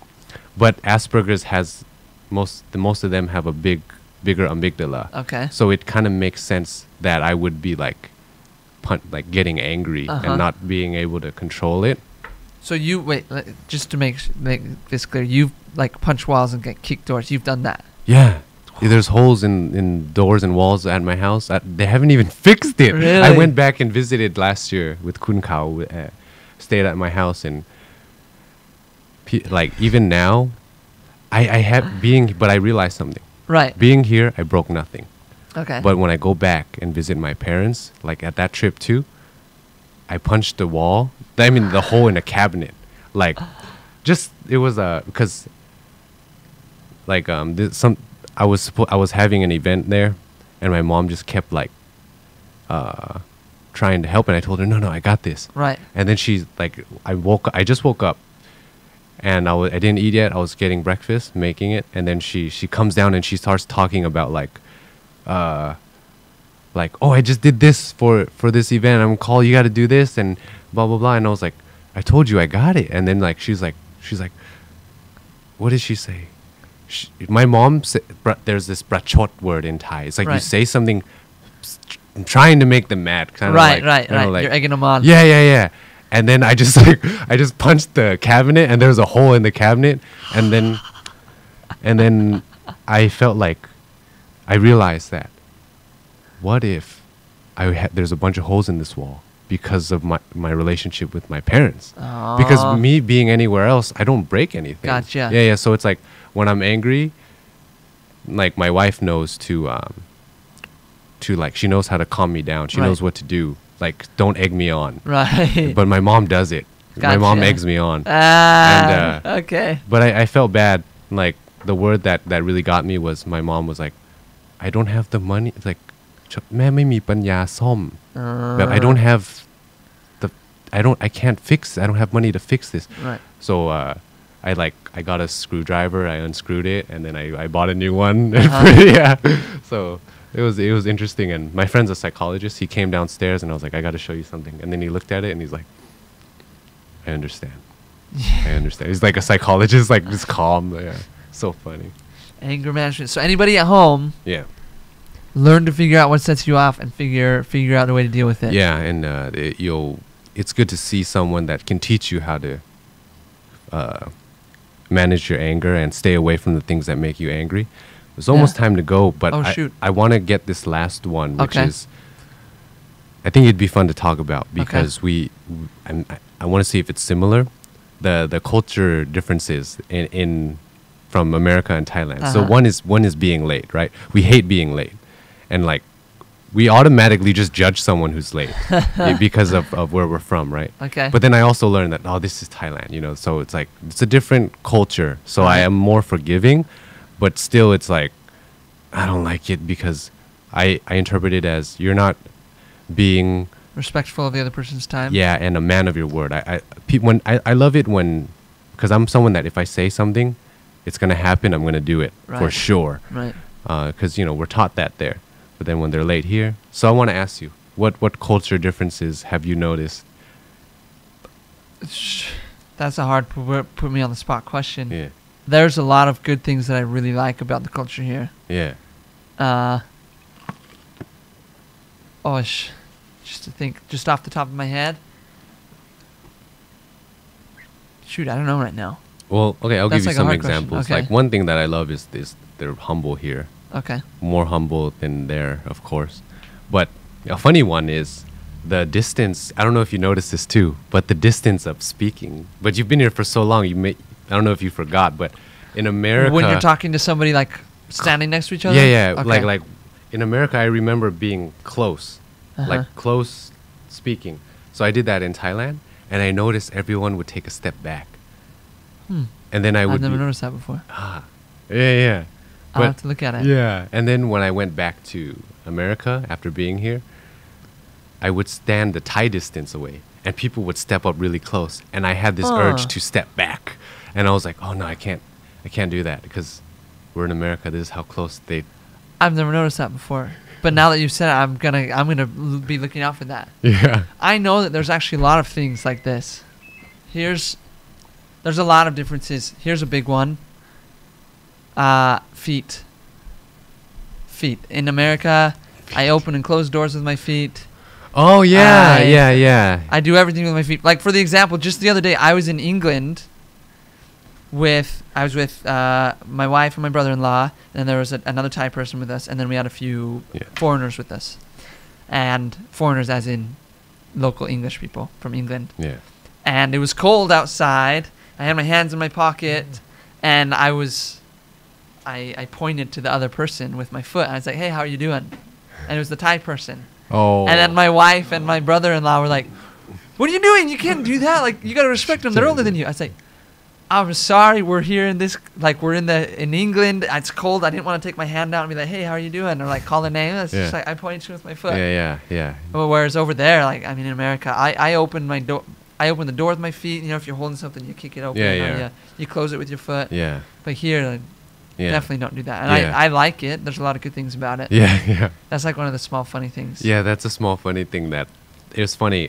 I was doing a interview with the English teacher, Okay. and she went to America, and then what she was shocked about was they do things with their feet. So it's funny that you're the opposite. Like you come here, you do things with the feet, and they're shocked instead of her getting shocked from seeing it. Well, like, here's one that I'm not the biggest fan of, but I understand it. I feel like here, they're very straightforward. If they see something like, "Oh, you're skinnier," or "Oh, you've gained a lot of weight," Yeah, that's one thing I had a problem with. or a lot of kids, like when they're like, if they're like a fat kid when they're younger here, like they'll just like say like, "You're a fat kid." Yeah. And I think personally that's really hard for me. Yeah. Like Me too. when they're like, or like how here they have the, you're really white skin or you're really dark, Yeah. and they like to play about that. Like Yeah. my wife had problems with this Yeah. growing up. Yeah. She was always outside. She had just really tan skin. Yeah. And everybody always called her like Dek Dam. Yeah. And I don't think anybody is trying to be mean. I Yeah. think that's just what they do. Or they say, "Oh, Dek Uwan," or Dek whatever. Yeah. And I think deep down that really hurts. Yeah, it does. And in America they don't say that. They don't. Like kids might say it to each other when they're making fun of each other, being mean Yeah. and bullies. Yeah. But like you don't usually see an adult saying like, "Hey, fatty, come over here." Yeah. Like, and for me personally, that's one thing was really hard. That got me too. I would get so mad at my grandma, Uh-huh. and and it's considered rude there to Right, do in that. America. Here it's like, but in here it's just the way I've interpreted it is they just don't know how to talk when they first meet. Right. So it's right. good if someone comes out and teaches like what are some phrases you can say instead of that. Right. Right. Like in there they chom, right? They like to compliment each other like, "Oh, I like your shirt," or Right, you know, right. they'll say when they first meet, they'll say something good. Yeah, or ask how's your day, you know. So Yeah. But I mean, there's so many good things about here. And we could probably talk for like 3 days nonstop about yeah. the differences between culture. Yeah, but there's goods and bads to this one. Okay. The traffic laws. Ah. Yeah. let's let them know about how it is in America. Okay. Can I tell you really fast about this? Okay. At the front of my muban and my neighborhood is a 3-way. Yeah. And so in very seriously in America, like you learn a lot about the laws. This person coming here, like this, the main street keeps going. They do not stop for the people turning out. And almost every day when I'm driving my car or my motorcycle on my 3-way, I come here and the main street people stop for me to turn. And I always just like look at my wife and I'm like, they shouldn't stop for me because it makes more traffic.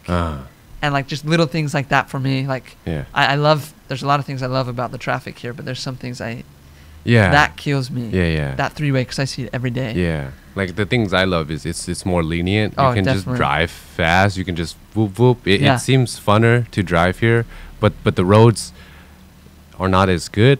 Right. But in America, all the roads are good. They're good everywhere. There, Even yeah. the neighborhoods And are wicked Guang good. too. Like Yeah. one lane is like there's a lot of room for mistakes. Well, yeah. the cars there are huge. Yeah. I just got back from a 2-month trip over there this year, and I forgot how big Yeah. the cars and the trucks are. Like they're massive. Yeah. There's not too many mini cars, but in Thailand you need a mini car. That's right. Yeah. Like the Honda, what is it? I don't know. You're in Thailand. Yeah, you need The Swift, is it the Swift? Yeah, I Or think like I so. drive a Toyota. An Altis. Is it Altis? Yeah, Altima. I yeah, can't remember. Just one of yeah. the small ones. Yeah, and you don't see too many of those in America. It's No. too small. No, Um, everything's bigger. Yeah, and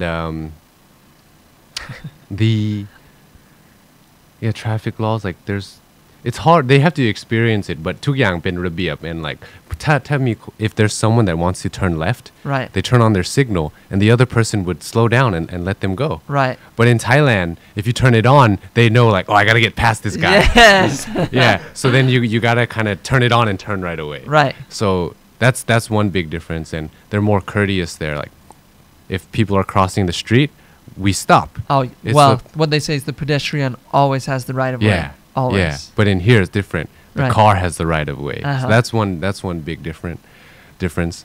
Oh, I love this. We could talk about this all Yeah. day long.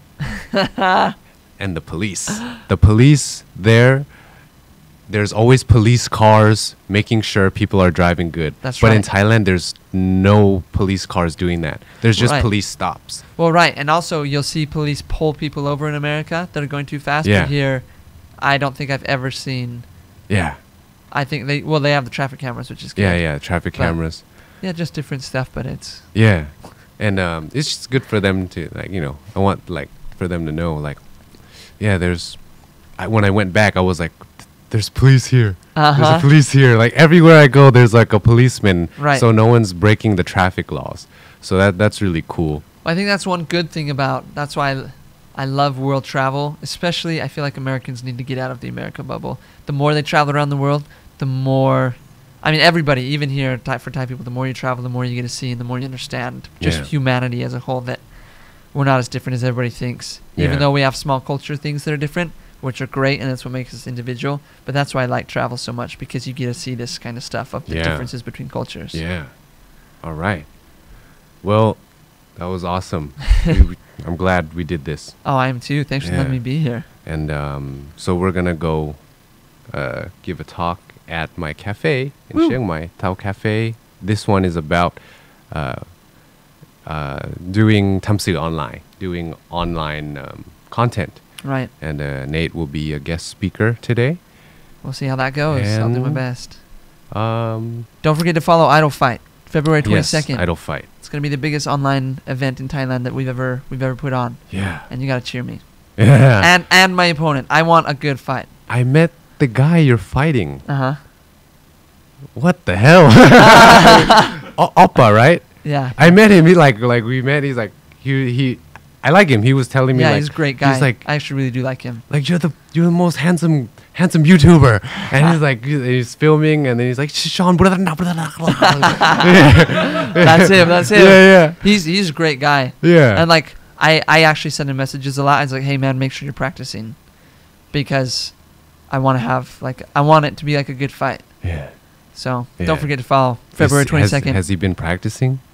As far as I know, he has. Okay. So- After Japan, after you told me that you've been texting him, and he's like, In the past, no, he wasn't, but now he is.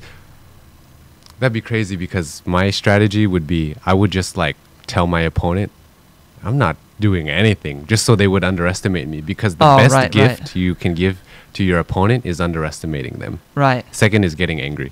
Okay, so for me, because we're not professional fighters, and I'm not a fighter that we've said. Sorry, like this is a quick tangent. I'm not a fighter. Yeah. I'm just an athlete, Oh. and I want to put on a good show for our fans. Yeah. And I don't think it will be fun for anybody, even me or him, if one of us shows up and we're not prepared. Yeah. It's like if I showed up and he just destroyed me, Yeah. I don't think people would be happy that like he's just a domination, Yeah. because then they feel bad for the loser. Yeah, they would feel bad. They would feel bad. That's why I send him messages a lot. I'm like, hey Yeah. man, make sure you practice. Like, let's have a good fight. Yeah. If I was Appa, I would just keep telling you I'm not doing anything, just so you expect the least, and I'd be training so hard just to surprise you. Well, whatever he says, it's not gonna change how I train. I train every day. Yeah. Nate has a trainer that sleeps at his house, and they train. So that's intense. I can't wait to see this. What's the date? Fun. February 22nd. February 22nd. Wow. Yep. 3 All right. months. I will be there.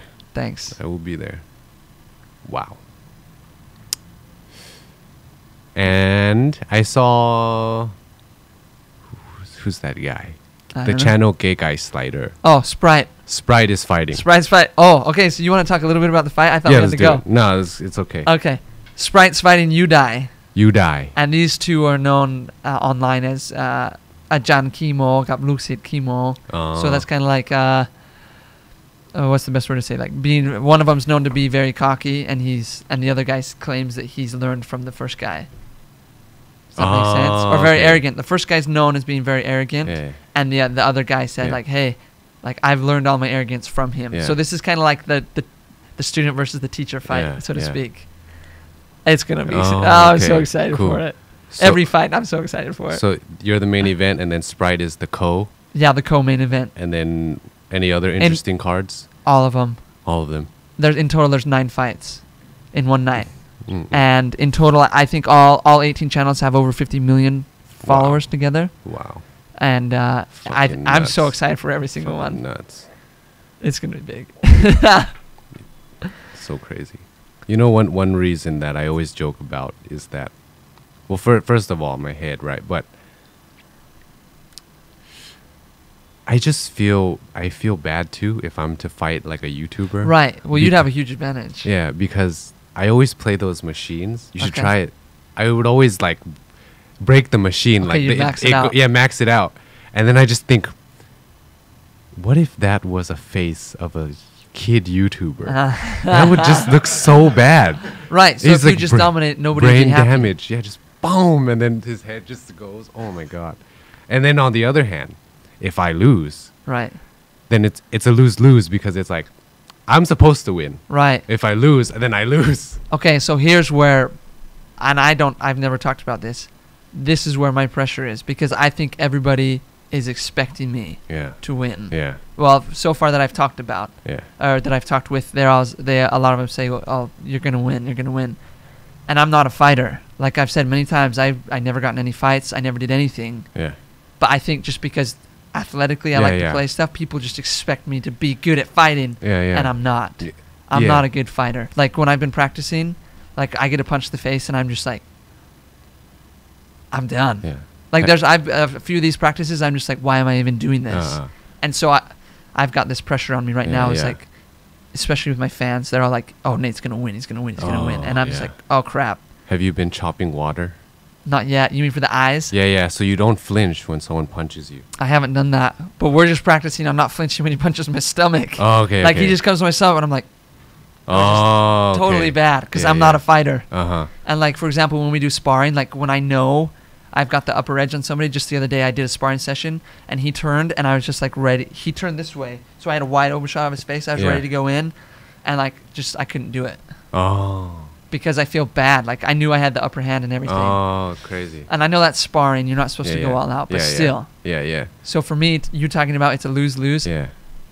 I mean, it's definitely a win Yeah, because yeah. we're all collaborating together. Yeah. But like I really have to try Yeah. not to lose. And your cardio, I'm sure your cardio is good. Like you run. I see you like to walk too. So Oh, I run 5 to 10 kilometers every morning. yeah, that's the advantage. Like the best fighters run a lot. Nate Diaz, like he'll stay deep in the rounds and he'll wear them out and then he'll turn it on the later rounds. Right. So that's a pretty good one that you could do. There's all of the fighting stuff. Like it's right now my hardest problem is not committing fully into the punch. So I already have the advantage for the long arm. Yeah. You have long arms. And I think because again I'm not a fighter. I'm scared to fully commit where you're supposed to bring your full self into it.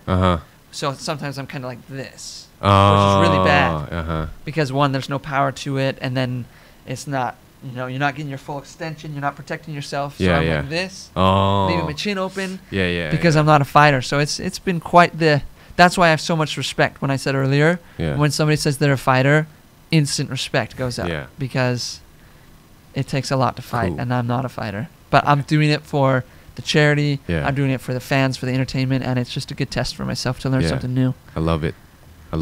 Thank you for doing this, entertaining, getting all the people together, finding the sponsors, the venue, and also just no one in Thailand would have done this. So unless it was a foreigner who got to see the culture there, the Logan Paul, and then believing that it could be done. So which, by the way, they're fighting tomorrow in 12 hours. Oh shit, KSI? Their second Logan fight. Paul? By the time people see this, it'll already have passed. But like, trust me, I'm up all night tonight. I'm not shit. sleeping. Oh shit. I have followed them. I know. Okay, we gotta go. Sorry. Yeah. I have followed them as like a cult almost. Every single thing they say or talk about, I listen and try to internalize so I can use it in the fight coming up. And so I'm so excited for the fight tonight. Yeah. Cool, man. Well, thank you for doing this. Thank you for the being Idol here. Fight, and Or thank letting you me be for here. the podcast. Yeah. And let's go. Let's bit รายการ the way that I always like to say ผมชอนบุรณหิรัน like say ผมแล้วก็ชื่อนามสกุลเต็ม right for the girls they'll say ดิฉัน Right. So do you mind to close it with me that way you Sure. say your ผมแล้วก็ชื่อนามสกุลตัวเอง Oh, my real name. I never use my real name online. But I can. Okay, let's do this. So I'll say I say ผมหวังว่า podcast นี้สามารถช่วยคุณหรือช่วยคนที่คุณรักครับผมชอนบุรณหิรัน และผม Nathan Bartlett. Elder Nate. Thank you, brother. Thank you. Brother. Let's do it. That was fun. I love these English podcasts. I just feel bad for the guy that has to do all the translation.